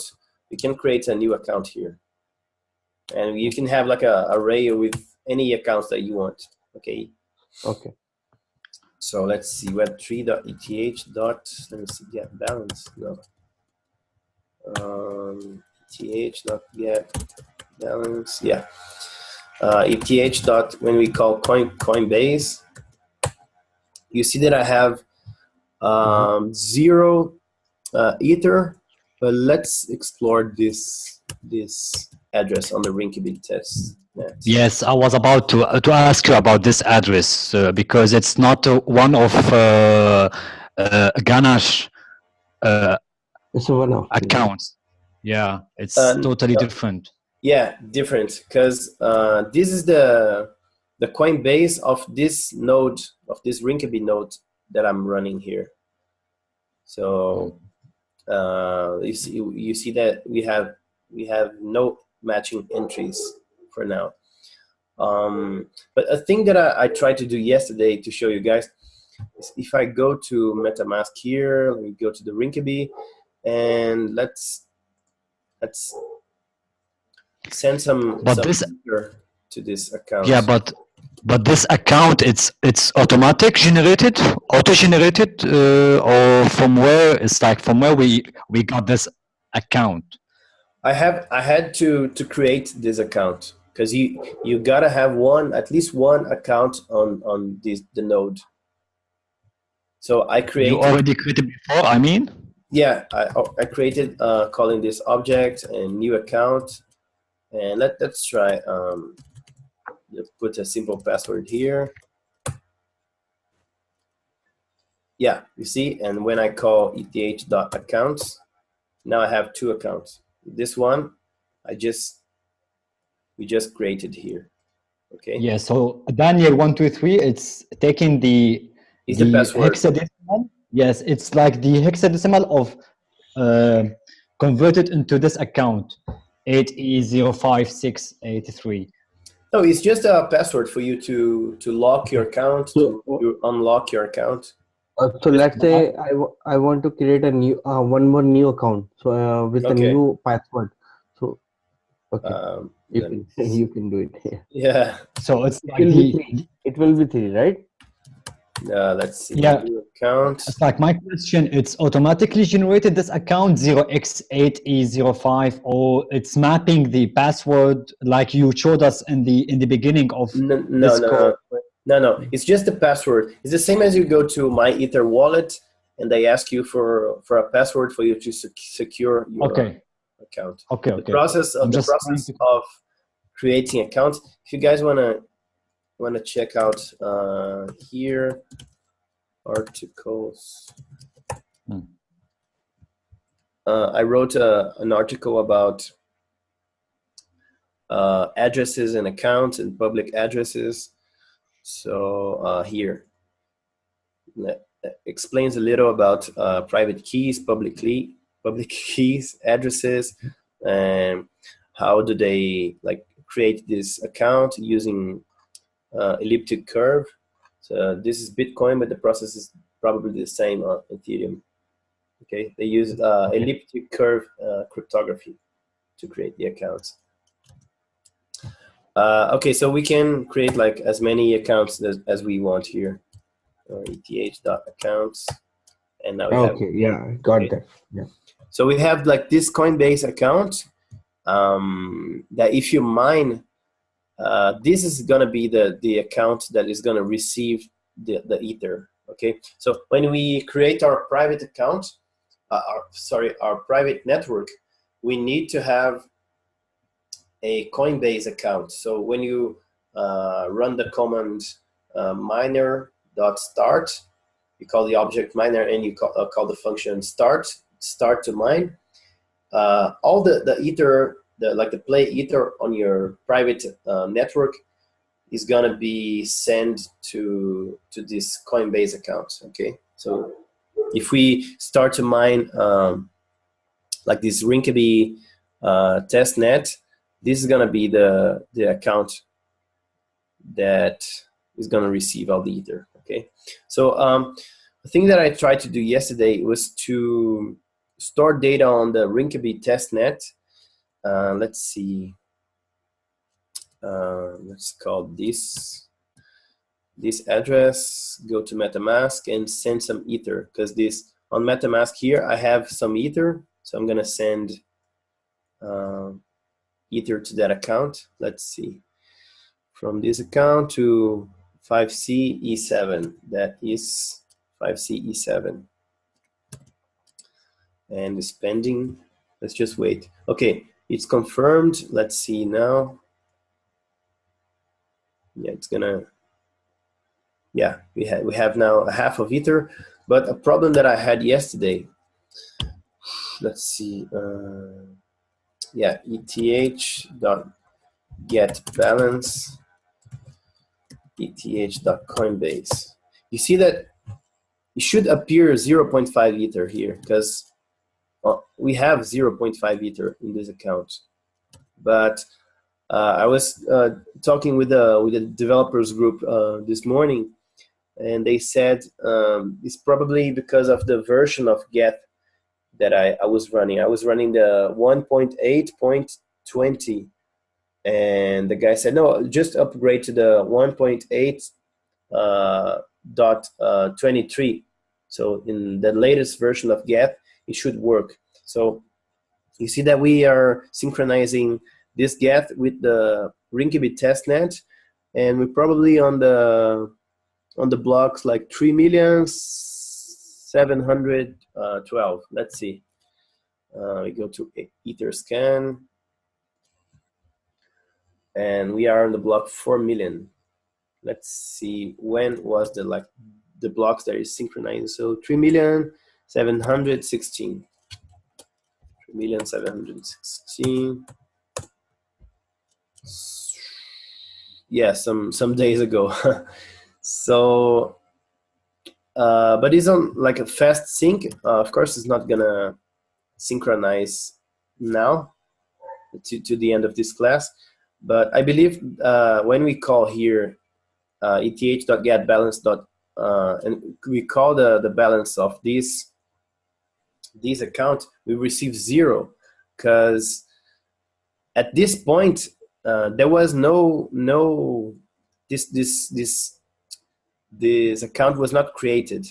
So that's why when we call here at this point we have the number 0. So I believe when we are full synchronized with the Rinkeby network, we should see like the value 0.5 ether. Because for you to store data on the blockchain, as I said to you guys, we would do like this. Let me show you here. Going to the class guide. You see, we send transactions, calling the object personal and the function send transaction, and we first create an object. So we, for example, we could send I don't know, 0 ether from one account to another account, and you just specify on data the input value, like this data here, and this data here is on hexadecimal, you see here, but the value that we are storing is this value here. So let's see, I try to like register my name on the Rinkeby network. So let's go hex to text and see, for you to, if you want to, I don't know, you want to store your guy's names. and you should convert to hexadecimal, remove all the spaces, and then you would store, you would do like this. This would be the object of your transaction. You first like create the transaction, and then you send the transaction. So when we call personal.send transaction, the transaction goes through. We have the transaction hash, and let's say we have the transaction like hash here, and we just copy this transaction hash, go to Rinkeby, and just put the transaction hash here, and we could see like the data here stored on the blockchain. So this is how we do it. Let's see. Okay, so it's already 2 hours, but let's just start our private network, okay? And then the next class we continue. We just see what else we have here. Let's just see some concepts here. Oh yeah, we passed through this 3 types of synchronizations. I'm gonna put this file there for you guys to take a look. It's really, there's a lot of information here. So some theory here. Where to install. Okay, so for you to just synchronize with the main network, you just type Geth, and it starts to synchronize with the main net. And you could synchronize in these 3 ways. Let's see, the location of the database on your computer. The chain data is where the data is stored. The key store stores your keys. Let's see other stuff.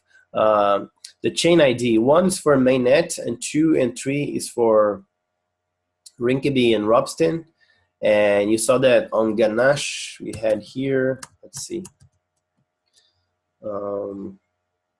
Yeah, this network ID. So for local blockchain, any other number. Let's see what else. Yeah, the IPC endpoint. You saw that. Here's the node running, and we connected here, passing the IPC that we have. Get, you've passed the command get, attach, and then you pass the IPC. So you have the JavaScript console for you to interact with that node. So for example, you do like eth.syncing. You receive like the information about the synchronization. So the current block, and if you do it again, so you see you're getting some other blocks here. So we can interact with this JavaScript console with the nodes that we are running. Let's see what else. Yeah, you just type get attach. There's a lot of comments here. If you go to the wiki, the GitHub of Geth, there's the wiki here. So a lot of good information. And if you go to interface documentation and management API, and we have like a lot of information here. JavaScript console, a lot of Web3 commands, some command line options. So a lot of information here. Let's see what else. And the connect via RPC. This is if we have a private Geth node running here, we could do the same as we did with Ganache, and we just cancel this, with Ganache and Rinkeby.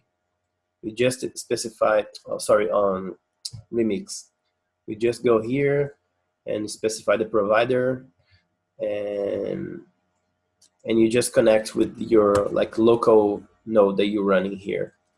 Let's see what else. Yeah, let me see, Genesis JSON file. Okay, let's just do this last thing today, and then we continue next class. We saw that the Genesis is the first block of a blockchain. So when we are starting our own blockchain, let's see. This is the Rinkeby nodes that we are synchronizing. This is the IPC that you connected. Let's start a new network here. So let's go to, sorry, dev Ethereum. Let's start our private blockchain here. So let's create a directory called, I don't know, Geth private net. Huh? Yeah, already started. Already. Yeah. Okay. And I don't know, Geth node. Okay. Okay, so the directory is empty. We first need to have a genesis.json file. So this is the file that we specify some information about our private blockchain. I just put an example here. This is a simple example. It's gonna be this, but you can add like some other arguments. So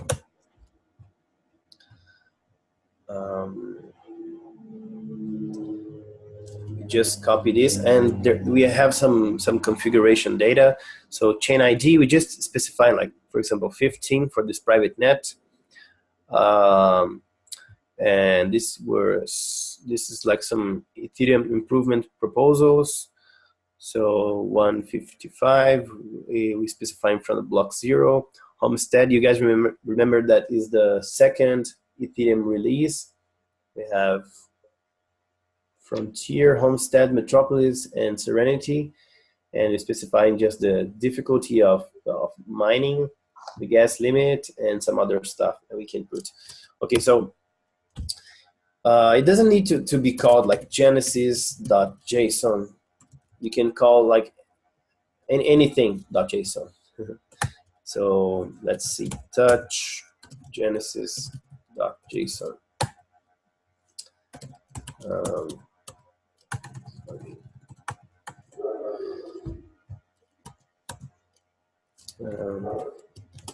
Copy paste here. Okay, and when we have our genesis.json file, and we just need to start our own private blockchain. And for that, we just go to, you put the comment init, and then you specify the Genesis JSON file. Okay, I have a question. Okay.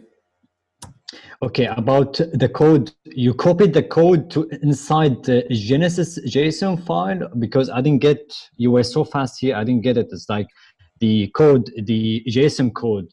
From where did you get it? And this is one code that I got from one course.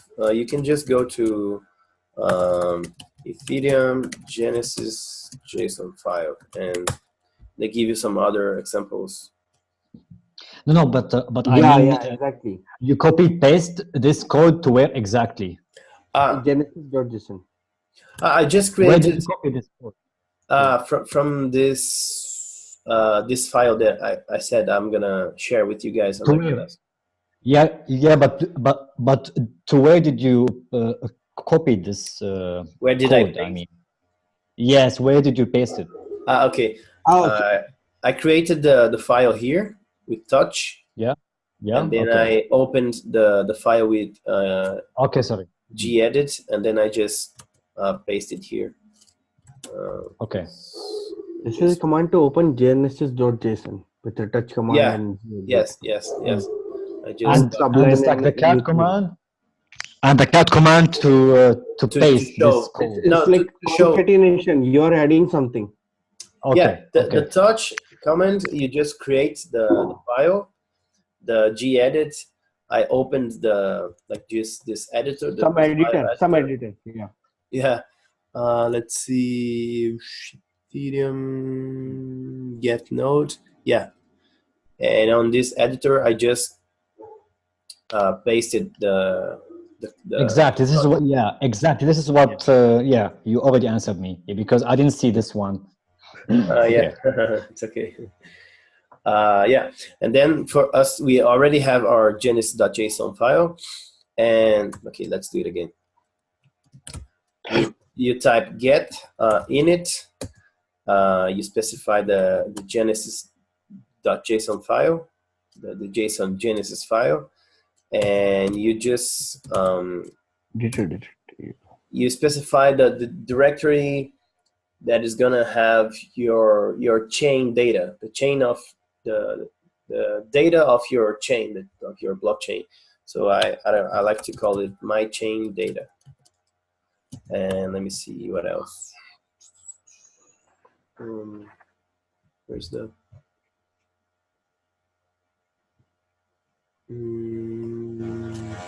unit? Yeah, only that. And you just type enter.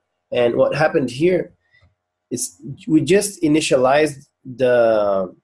You see that here we had nothing on this directory we just created, and then we created the genesis.json file.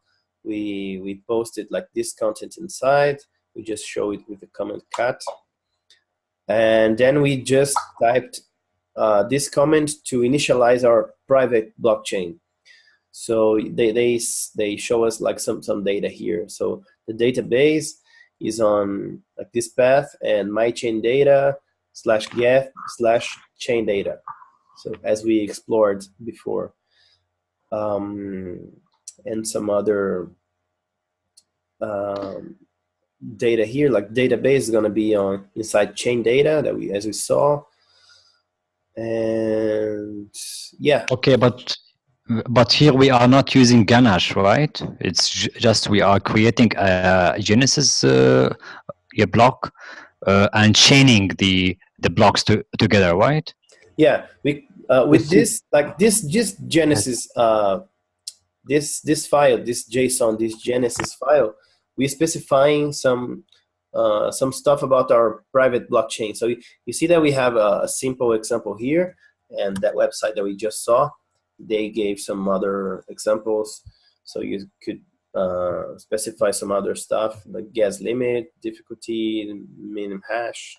So basically, just to understand. So you created here a one node, which is a private blockchain, and you created a Genesis block for this chain, and you chained the blocks together, right? Yeah, you didn't chain yet because you just created the configuration for your blockchain, your private blockchain. We just this is the file that we create the configurations.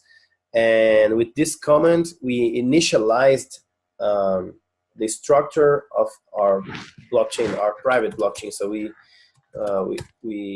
when we inspect this, we have our genesis.json, and this directory is the directory that is going to have all the data of our private blockchain. Okay, so our private blockchain is already initialized. Let's see. Yeah. And the chain ID, it's representing what exactly? In this case, chain ID 15. So what does it mean? You remember that the chain ID 1 is reserved. Wait. Okay, Manesh, we are hearing you, Manesh. Yeah, let me pause it. Okay. Oh my God. It's okay. Manesh? Yes. We are hearing you. We were hearing you. Yes. Just sorry. No, it's okay. It's okay. Remember that the chain ID 1 is reserved for the Ethereum mainnet, and the chain ID 2 and 3 they are reserved for Rinkeby and Robstin. And so any other number, like you can create your private blockchains. Okay, so every blockchain have its own chain ID. Okay, so it's not representing anything. I thought 15, for example, here it's a 15 block, or the block. No. The block 15 of the chain. Okay. No, it's just an ID of this chain. Okay. Okay. Thank you. And okay, so we created our own blockchain. So we have to do two things now. We have to run the node, and we have to connect with the node. So, you know, and these are the two things that we are doing here in these two terminals. Like this is the terminal that is running the synchronizing with the blockchain, with the Rinkeby. And this is the terminal that is connected to this IPC, via IPC. So we're gonna do the same here. So we do like Geth, and I believe dated here. Let me see. Yeah, specify my chain data, and this parameter here, no discover. You know that Geth is a client that tries to connect with other nodes on a peer-to-peer network, right? So we have the chain ID 15. So in case any other chain ID 15 are in the network, if we just type this command, we could find another network that have the same ID and start to connect with that node and download the blocks. So when we specify here like no discover, we're saying like do not connect with any other node. Okay, so we just want our private blockchain, just us, no connection to any other node. So that's why we do no discover. And yeah, Geth, and we specify that the chain directory, this one, and no discover. So when we start, yes, you guys see that it was an error because there's already a TCP port like this number, and of course this one. So we could, let's see, Geth help. That's, I believe is port, the command. Let me just find for you guys.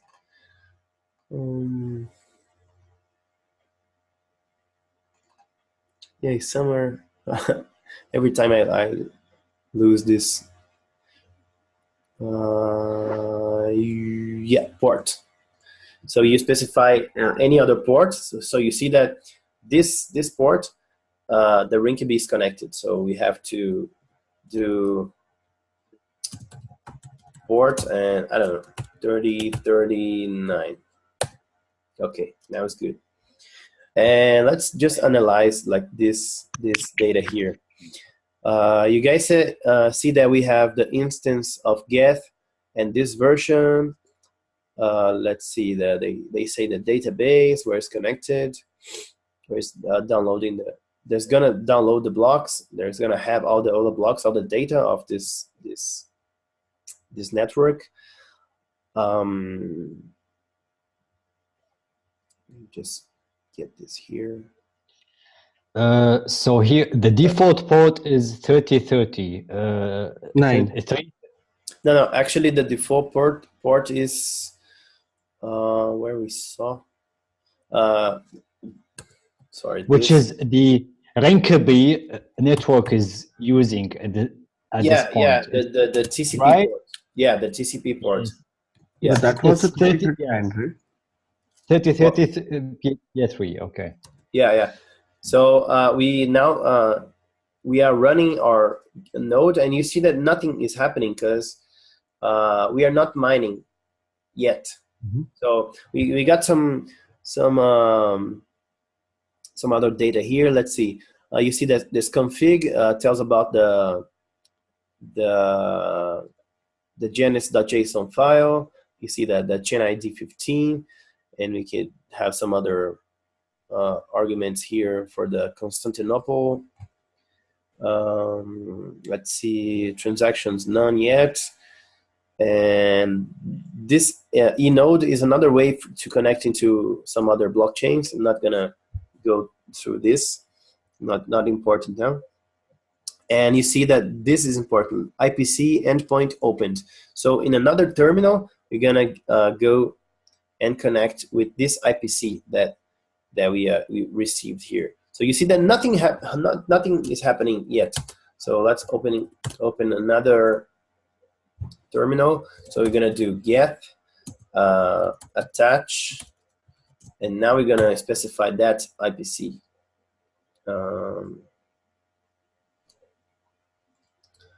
Yeah, and let me see what else.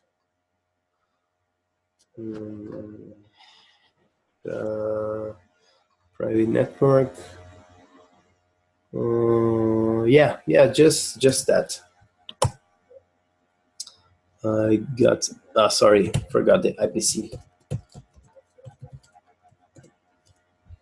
You see that we now are connected to this node, but nothing is happening. And let's see, eth.accounts, no account yet. So let's create another a new account. And you're gonna see here that when we create an account, this node is gonna recognize the Coinbase account. So new account, and let me put the password, and creates this new account, and yeah, it should appear here. Okay, so we now have one account. Let's create another one. Oh, sorry. So whenever you create a new account, it will reflect there on the other terminal, right? Yeah, you should. It will reflect on another terminal here. Yes. Yeah, I think when we start to mine, it's gonna show here. Okay. So let me just see what else before. Yeah, on this guide I put some comments. So before, okay, create the same password, no problem. We have now 2 accounts. And in this node, okay. Yeah, in this private node, yeah. So can we use the same password to create 2 different address or account? Yeah. Okay. It's just a password. Okay. Let's see what else. Yeah, I believe when we unlock the account, that's gonna set the Coinbase. So let's do personal.unlock account. And let's pass this one. Okay, so this one. And I believe now you're gonna, and see that I have to unlock the account, I have to enter this password. So we are unlocking the account to make the mining, right? To do the mining in this case. Yeah, to perform some operations on the account. Okay. Okay, true. So let me see what else. Okay, let's start to mine then.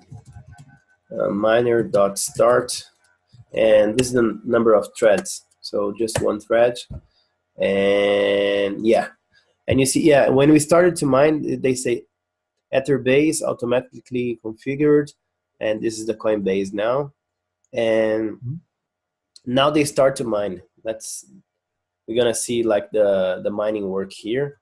Sorry, I have a question. So just a quick question. So this address for the automatically configured, it's the validator in case I have 10 accounts and I want only one to validate or to mine. So this account will mine, but the another one or the other 9 accounts will not be able to mine or to validate any transactions. Yes. Right? Yes. Okay. Only one account is the Coinbase that's going to receive all the ether from the mining. So yeah, let's take a look at eth.get balance. Let's first see if there's a Coinbase. Yeah, we have a Coinbase. Okay, at eth.get balance, and we pass this argument eth.coinbase. We still have 0 because it should start to mine here. It should be faster than this. Yeah. So we are using the Coinbase. Can we use the Coinbase command to give a validator or validation functionality to certain accounts? in this case? I didn't get your question. Yes. To use the Coinbase command, for example, I can use it to give certain functionality like validation or mining to certain accounts in this case. Maybe. I'm not. You mean I to don't say know you about can that. use any account out of 10 account, right? No, Yeah, no, for example, I have accounts. I have 10 accounts, and I want 2 of them to be the validator or the miners of this node. So I can use the Coinbase command, like you showed me, to no. make. Actually, the Coinbase is the name of the account that is. Let me see. The account that is gonna receive the Ether, and it's not. Yeah, but Yeah. it's the same account that doing the mining as well. So if you are doing the mining, you are creating a block and you are validating the transaction as well. So I can use the Coinbase to set the number of validators, for example, in the node, who's gonna mine and who's not. Actually, only one account mines in this private blockchain. Okay. It's a good I question. can't set. I don't know much deep on that, but yeah. And I don't know why it's not mining. Let me see. Let me see if you can. Let me see. What else? Miner start, unlock, miner accounts, get transaction. Okay. Yeah, you should start. Let me miner.stop. Let's see. Maybe I did something wrong that's not mining. Miner.start.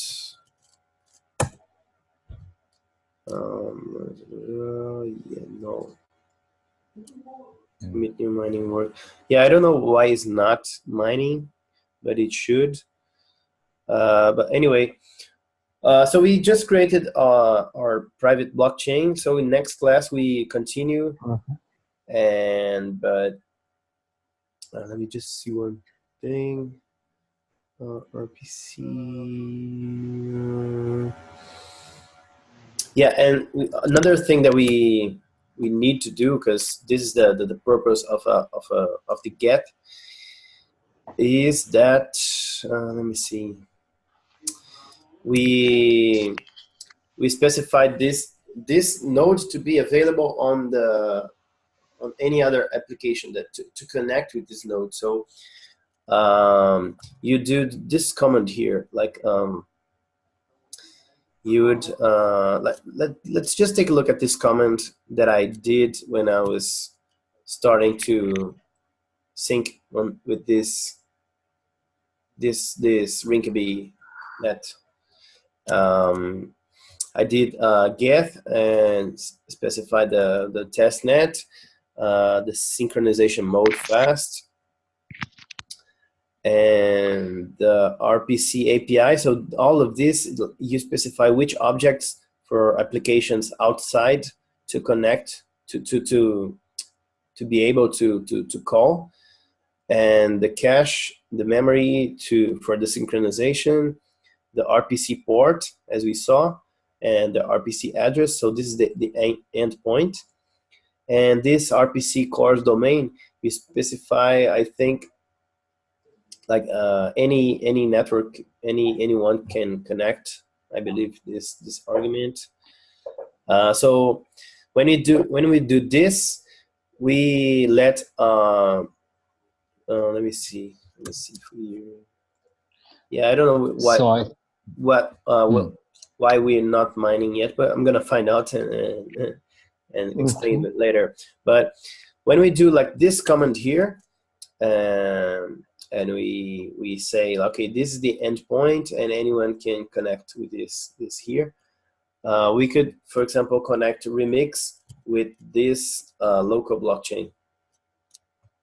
Okay. Okay, so, I have another question. So what you did here, you are trying to connect your private blockchain that you created with Rinkeby blockchain. It's like connecting two nodes, right? No. Sorry, I just used this comment here because this is the example to connect your Geth with Rinkeby. So and Rinkeby is just a network. Yeah, the test net. Yeah, not about another node. No, you just when you do like Geth Rinkeby, you saying to your node to connect with the Rinkeby network. This is what yeah, exactly. It's my question. So you are telling your node that you created in your private blockchain to connect with Rinkeby test network, but you are not connecting two nodes. No. Sorry, I was just analyzing like this comment here because this is the comment for us to connect with Rinkeby. I was just explaining like these arguments here. So for you to like run this node, let me just end this here. So it has, so it's like it has nothing to do with our private blockchain that we did here right now. It's just you are explaining. I thought it's you are linking between the private blockchain that you created with the Rinkeby network, but it's just you are explaining what is this command about. It is a private blockchain, but it is not connecting two nodes. Yeah, no, it's just the private blockchain. Let me just try out some stuff here. Accounts, okay. Yeah, because I got confused. In case you want to connect with another blockchain, you should have a same Genesis block, I think. Yeah, no. This is one node connected with the Rinkeby, and this is another node, and this node here is the private blockchain. So exactly. Let's try to mine now. Oh, let's see, commit new money work. Let me see if we have to unlock. Maybe we have to do some transactions. But we need to for the blockchain to be mining too. We need, we need miners. Yeah. Let's see. No, actually, this one. Just unlock this one. But maybe if we did a transaction, the miner will start mining to create a block and put the transaction inside the block. But at this moment, there is no transactions, and and that's why it's not mining in this case, or it should mine in any way. Yeah, I think I forgot one thing. Yeah. Okay, we got it. We are mining now.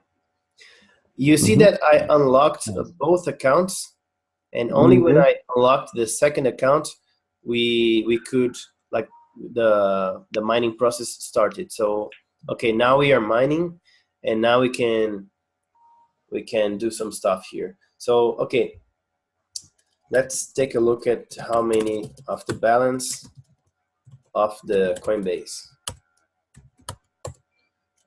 You see now we are mining and we are receiving Ether for each block. Okay.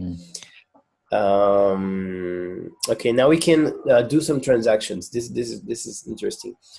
Okay, so let's and remember this is a JavaScript console, so we can use JavaScript here. So let's say our TX transaction. We're gonna create the object.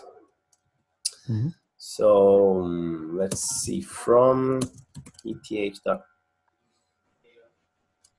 me see. Actually, first accounts equal personal. Actually, ETH dot accounts. Let me see if it's a wait.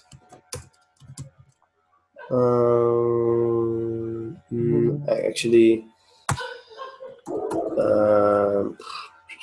ETH dot personal. Oh, no, sorry. Personal dot list accounts. Yeah, maybe this. No. Just one second. No worries. 3 personal get accounts. Let's just get Let's just take a look. List accounts not functioning. Oh, syntax error.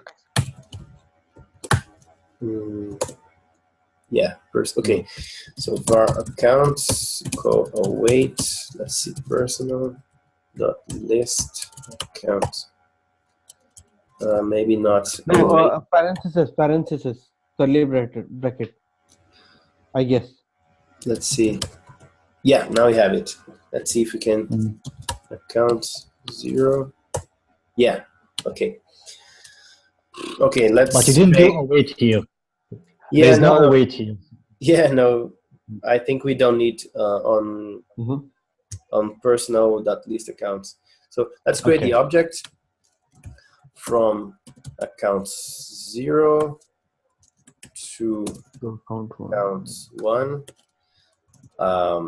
Let's put gas. I don't know, let's put huge amount of gas. Yes. And data, what do you guys want to store here? Our names. Yeah, hello world. Hello world. Hello world. Okay. Hello world from manage and passen. Okay. Yeah. Text to hex. Okay. Transformed. Let's remove these spaces. Oh, sorry. And now we can create this data. Okay. Okay. The transaction we see here. From to I have a quick question. Why it's always showing undefined when you hit enter with data? Is it like a predefined function? The undefined. This is JavaScript stuff. You just by default it will come by undefined. So that's not an error, right? No error. It's just JavaScript. I assume like this is an error. Yeah. No. When you create an object, they just return undefined. Okay. Yeah. And if you type, yeah, actually they say it's not defined. Okay. So we have the object created for the transaction, and now we just have to send this transaction. So we call personal.send transaction. We pass tx and we pass the password of, I believe, the from account. And yeah, we got our transaction hash. The transaction went successful. So we can, let's see, personal dot send get list. Yeah, it's actually ETH. And this transaction we can see in the Ethereum scan, right? Good question. No, it's a private. Yeah, this is a private network. Okay. Let's just see one thing. 4,031,000. Just see. It could be. I believe we are synchronized with the Rinkeby. We are synchronized. Okay. Yeah, I think 31,596. Let's see. But maybe it's a similar. Yeah, so I think our private. Let's see. It's syncing. Wow. Yeah, actually not yet, but we are highest block, and we are almost there. Yeah, let's just wait a little. Okay, and this is the node that we are on private blockchain, and let's see. Oh yeah, but our private blockchain is syncing with Rinkeby. No. These are two different things. This is Rinkeby. Okay. Is a terminal synchronizing with Rinkeby. And this is the terminal of our private blockchain. Two different, non-related stuff. Because Manish was asking if we can see this transactions. Yes, but yeah. But we cannot see it, of course. No. The answer is no. Yeah, we are almost there. almost there. Okay. No, but we can do a explorer of our private blockchain. So this is what we're gonna do now. So we have this function get transaction, and we also have this function get transaction receipt to explore the blocks. Yeah, to explore the blocks, to get transaction and the get transaction receipt.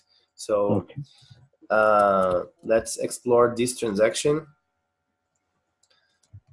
And yeah, see what the explorers are doing, like when you go to this transaction here, all this data they're getting from these functions like get transaction or get transaction receipt. See, when you're passing as an argument the transaction hash to this function, and then they're sending you all the data. So you see that we created our transaction here with this data, right, in hexadecimal. And this is the data on this field input. So this is a transaction that is stored on our private blockchain. And yeah, this is our data, 0x because it's hexadecimal. And we get this data here. We go here to hex to text. And yeah, this, we have our data stored there. Okay, so let's see if it's already synchronized here. Block, okay. We are almost there. Let's see. So what we are doing here, I didn't get it. What we are doing here, synchronizing what? Okay, you see that this node here is synchronizing with the Rinkeby network, right? Okay. And this terminal is connected via IPC with this node here, okay? So let's see. I have some accounts here. And you know that this Rinkeby account has some... password. Yeah, this one. It has some 0.5 ether, right? And we were like trying to get the balance, and it was showing like 0. So let's see if we can get the balance now, since we are almost synchronized. Okay, and that's why you are checking the synchronization, because it was showing 0 and it would be 0.5. Yeah, and I thought it's linked to our private. Yeah, I need to separate between the private blockchain that we are doing and the Rinkeby one. Yeah, that's good. So let's see if we get 0.5. Yeah, no. No. We are not synchronized yet. So for how much time we have to wait? I don't know, some more minutes, but yeah, we did a lot today, and almost 3 hours of class. But okay, like in some minutes, I will have the answer, and I'll post on the class group. Okay. But I have one question left. Yeah, sorry. Okay. Now we created a private blockchain with one node, including 2 accounts. In case I built also a private blockchain here with 1 node and 2 accounts, can we connect my nodes with your nodes? In this case, do you think it will work? Which should be maybe. I don't know the answer, but it's a good thing to discover. Because in this case, it will be a consortium blockchain, because we are connecting 2 private blockchains together. Yeah, it's a good question. I never tried that, but that's a good. Yes, and we should be. Yes, and we should be. And we should be on the same network, or it doesn't matter. Okay, so could you please help us on that? Like, if you found a good tutorial, like if you research something and you found something, so you can help us to understand like how to connect the 2 nodes. Yeah. Let's try to find that. It would be a good course project, final project. It's really interesting. It's really interesting, because if you do the consortium on a blockchain, you can connect companies together. Yes. or branches in this case. We know now how to build up a private blockchain, and thank you very much for all this information. Thank you very much. It's really amazing. And we are in our project now. We want to link two private blockchains, two nodes together under one Genesis block. So this is really challenging, because if I have a private blockchain with the Genesis block and you have your own private blockchain with another Genesis block, how can we connect them? Because it should be one blockchain block. Yes, I want Genesis in a block for both of them. It's really challenging, and I'm not finding any resources about this topic. I don't know. Yeah, so I believe you can do a consortium blockchain with Quorum, and it's the same principles, because it's based on Ethereum. And like, have you took a look at this? Let me see, research, I think. On my website, I put like this research about Quorum, and like Quorum is the same as Ethereum, because it's a soft fork on Ethereum, but they just added some layers on top to change for some transactions to be private. So they say this is an implementation of JP Morgan, the bank, and it's a enterprise focused version of Ethereum and soft fork of Geth, the node that we just studied today. And for example, Ethereum, could we use Ethereum as an enterprise solution? What about privacy, scalability, network performance? And yeah, take a look at this research here on Quorum. And like, we have some primary features like privacy, and let's see, permissioning nodes. You can use your smart contracts, and more transactions per second, and some other stuff. So just take a look at this presentation. It's gonna maybe and like, as we gonna do, let's see, as we did here, we sent a transaction from one account to the other, and we got let's see, send transaction. We got a transaction hash, and like this transaction is public. When we go to any transaction on the Ethereum network, not even scan like the main net. Every transaction of these are public. Anyone can inspect this. You can get this address, open an anonymous tab, and inspect that. It's public. Everyone can check. But on Quorum, you can send transactions from one node specifically to another node, and the transaction will be private among them. So maybe you can. This is this is exactly what we want. Consortium. Yeah, just take a look at this presentation, then you can research more about Quorum. And at the end, I put some examples here. Yeah, this 7 nodes example is really easy, and since you now know Ethereum, you can try to this example here. Let's see. Yeah, building dApps for Quorum, and like it's really easy for you to set up your Quorum client, and they give an example here. So you just say to which port to send the transaction, and like you have your smart contracts the same as Ethereum, because it's Ethereum. They just added some privacy features.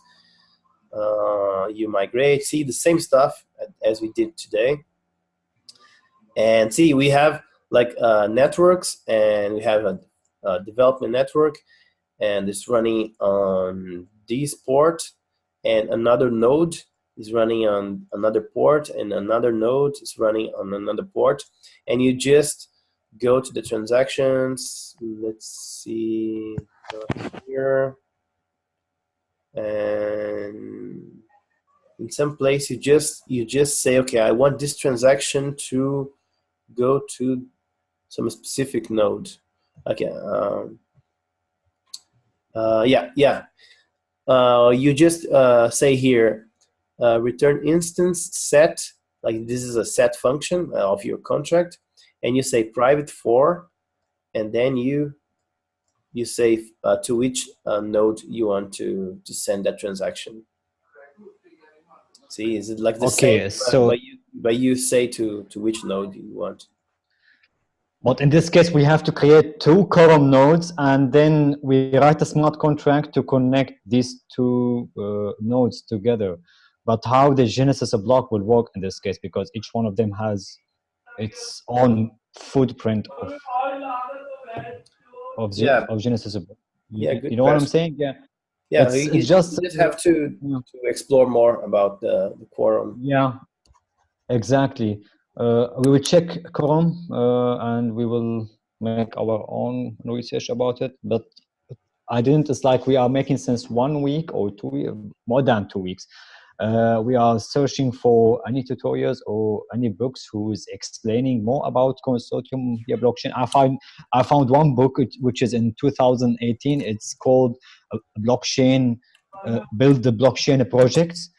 And it was just explaining how to build a consortium in a blockchain, but it was not really good. I lost with the information inside and with the wrong addresses as well.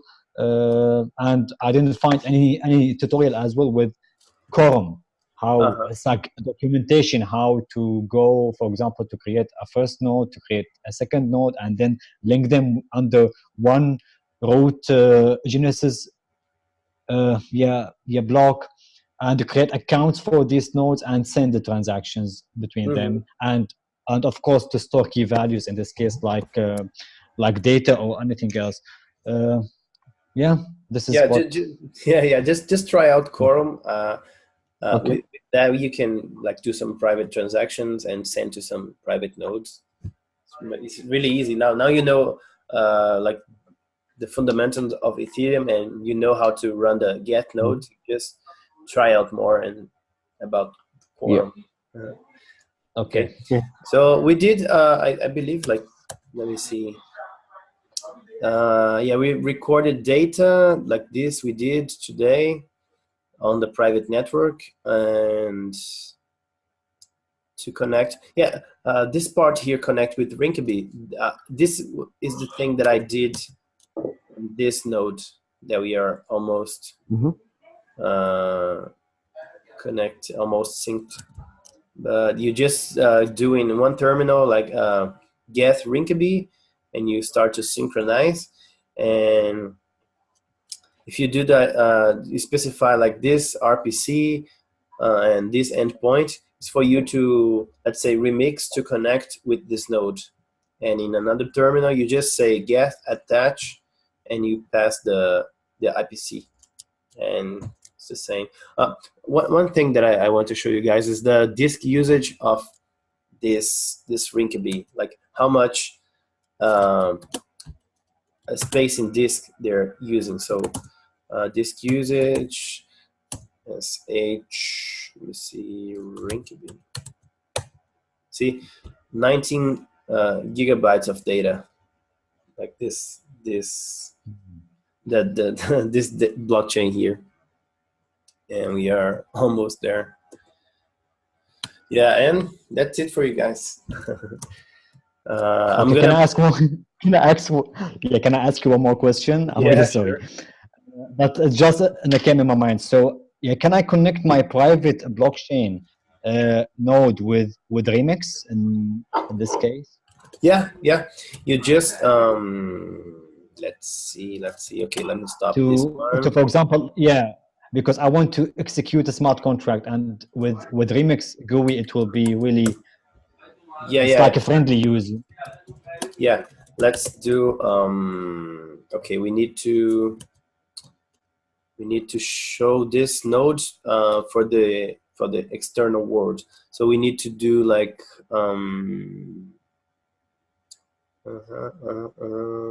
okay. I think we need to do Geth RPC, and the rest I believe port. Let's try this. Okay. Yeah, well, we need to change the port because it's Rinkeby is using this one. Let's say 555. Yeah. Oh. Okay. RPC, yeah, of course, domain. Let's see. Geth.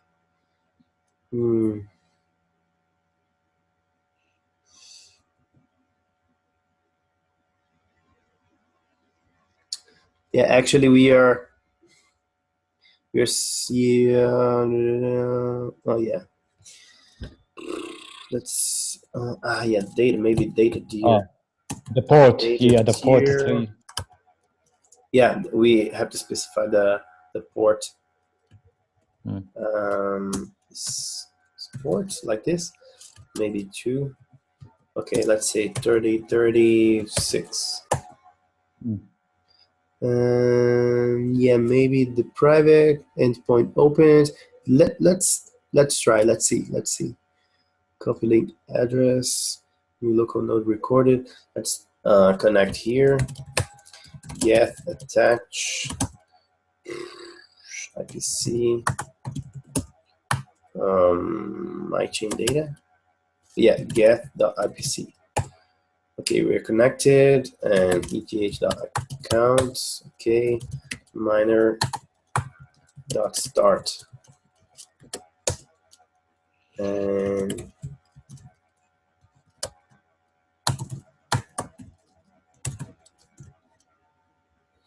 let's see. Yeah, commit new mining work.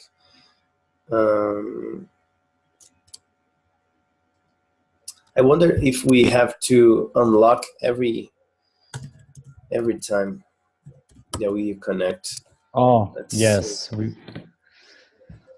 But we are trying right now to connect our private blockchain with Remix, right? Yes. Okay. Let's see. True, yeah. Commit new mining work, not yet. Maybe we need to unlock every account. Yeah. Let's see.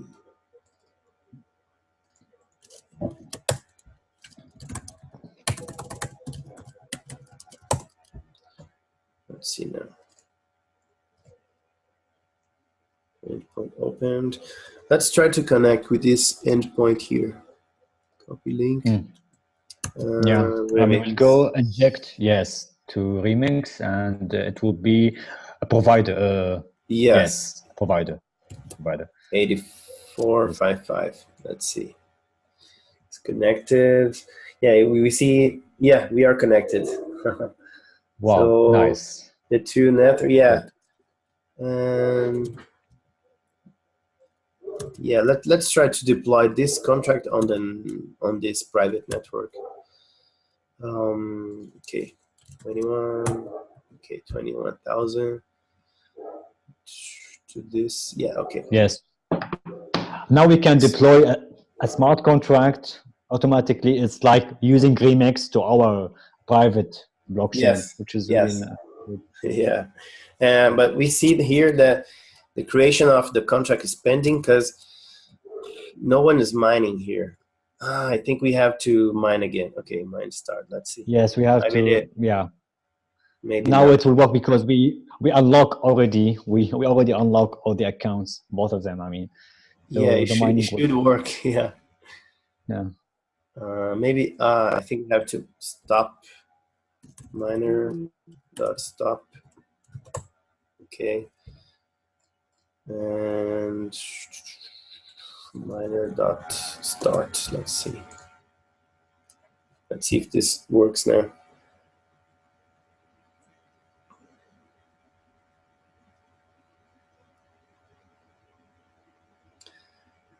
Because the other time we just unlocked the accounts, right? Yes, we unlocked the second account and it worked. Yeah, we had 2 accounts. Let's try to make a transaction again. Yeah, let's do it. Yeah, no accounts defined.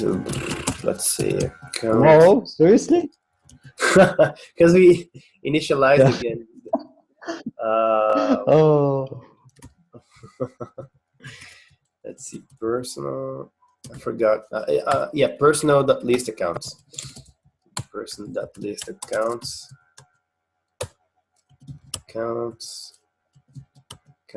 We made attach again, yeah, and that's why. Yeah. Okay. Now we can do that. Account 0 value. Yeah.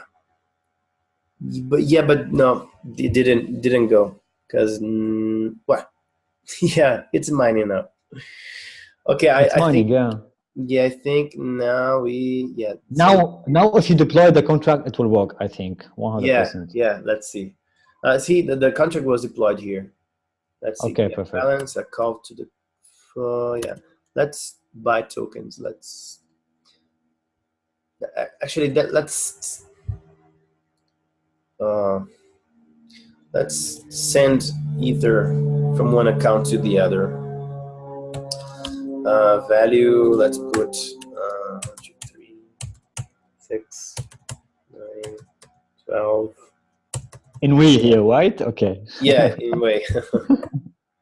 Yeah, yeah, I think of course, it's undefined. We just created. Okay, personal.send transaction. Now we're gonna send this transaction. We need to give the password. Boom. Yeah, now good. And personal.get transaction. This is the transaction hash, right? Okay. Yeah, it's ETH. Get transaction. Yeah. We pass the hash. Yeah. And yes. And we have the input. Yeah. And we check here, the transaction went okay, 6E, 5D. So now we can send a transaction from here as well, from Remix. Yes, it's received. Yeah, it received, but not. Yeah, let's see. Ether converter. Let's see. Okay, 1 Ether. Yeah, this. Yes, it's So we can do it either from the terminal or from Remix in this case. Yeah. Let's maybe 3 zeros more. I forgot 3 zeros more. Okay. Yeah, and that let's send this transaction again.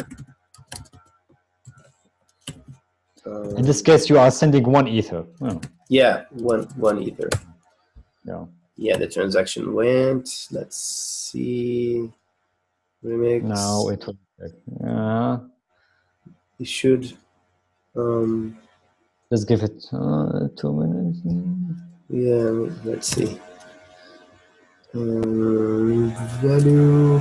Let's explore this transaction with ETH.get transaction receipt.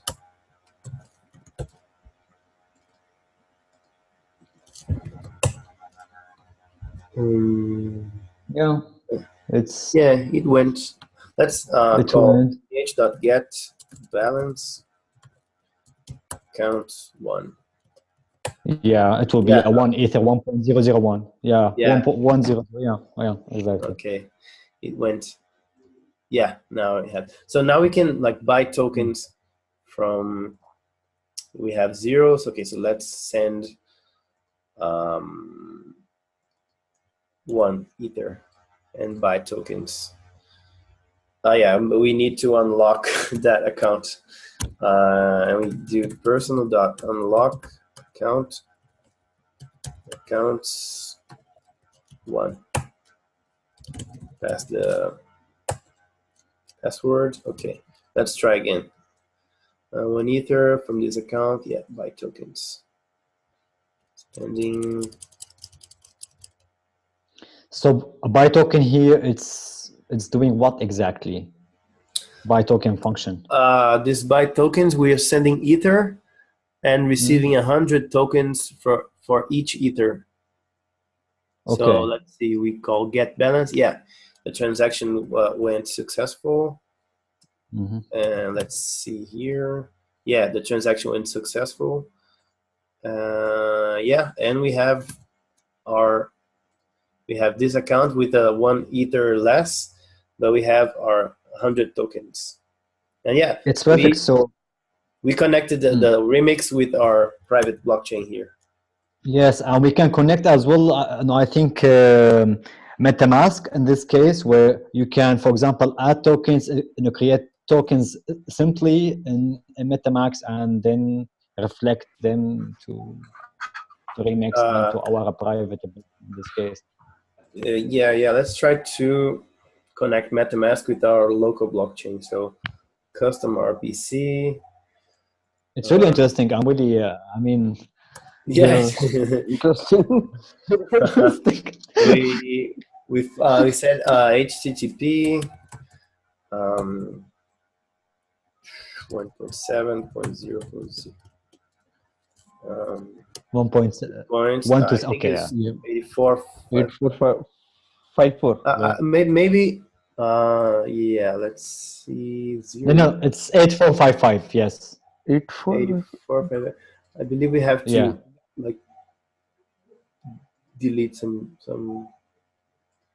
This one. It was 8455. I remember it when you link it with 8455. It was, yes. Yeah, but we have 0 Ether. I don't know why. Maybe we have to import the account.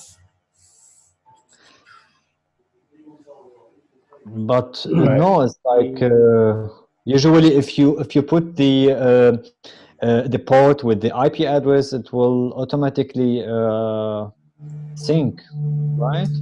This is what I believe. We didn't import, no? Yeah, I think that this MetaMask is a wallet that we have, and you see that I have all these accounts here, but like, and you are connected with like this wallet. You will never lose these accounts that you have on the wallet. You have to import. Maybe you have to import these 2 accounts here that you have.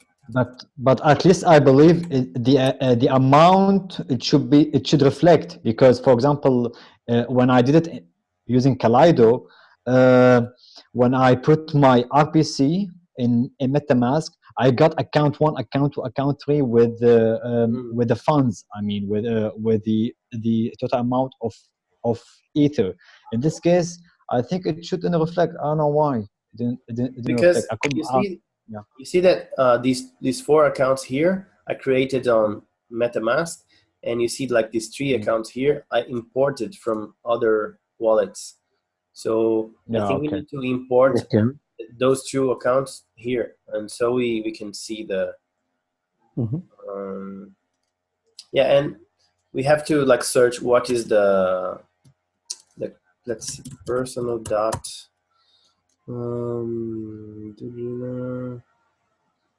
yeah, maybe see which function.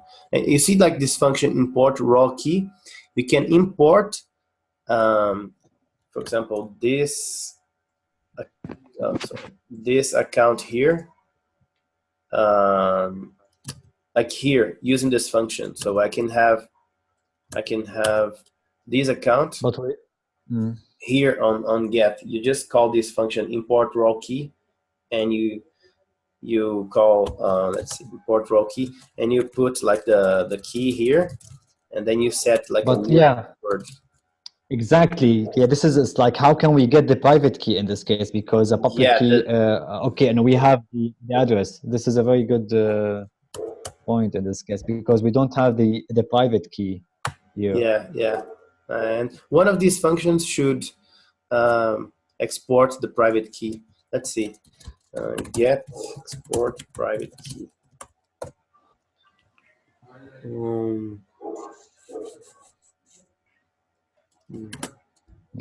Yeah, sorry, bad internet. Yeah, anyway. So yeah, guys, you need to explore this and like do all these things by yourselves, and like, try again and have fun with this. Yeah. Okay. Yes, thank you very much. It's almost longer than Yeah. a lot of yeah, we a lot of had the productive class today. yes, yes. Okay, and I'm gonna correct like take a look at those tokens that you guys send there, and let's try some new exercises with these. Okay. Okay. And yeah, and we set a new date next week. Okay. Okay. And yeah, that's it. Have a nice weekend there, and we see each other You too. next week. And you too. Thank you for your time. Yeah. And one important thing, let us know if you need a feedback on any portal or something, so we can write, because it's really important for you and for us also, what we understand from you. Yeah, sure. So yeah, Perfect. see you guys next week. Yeah. Okay. Bye bye. Bye. See you. Bye.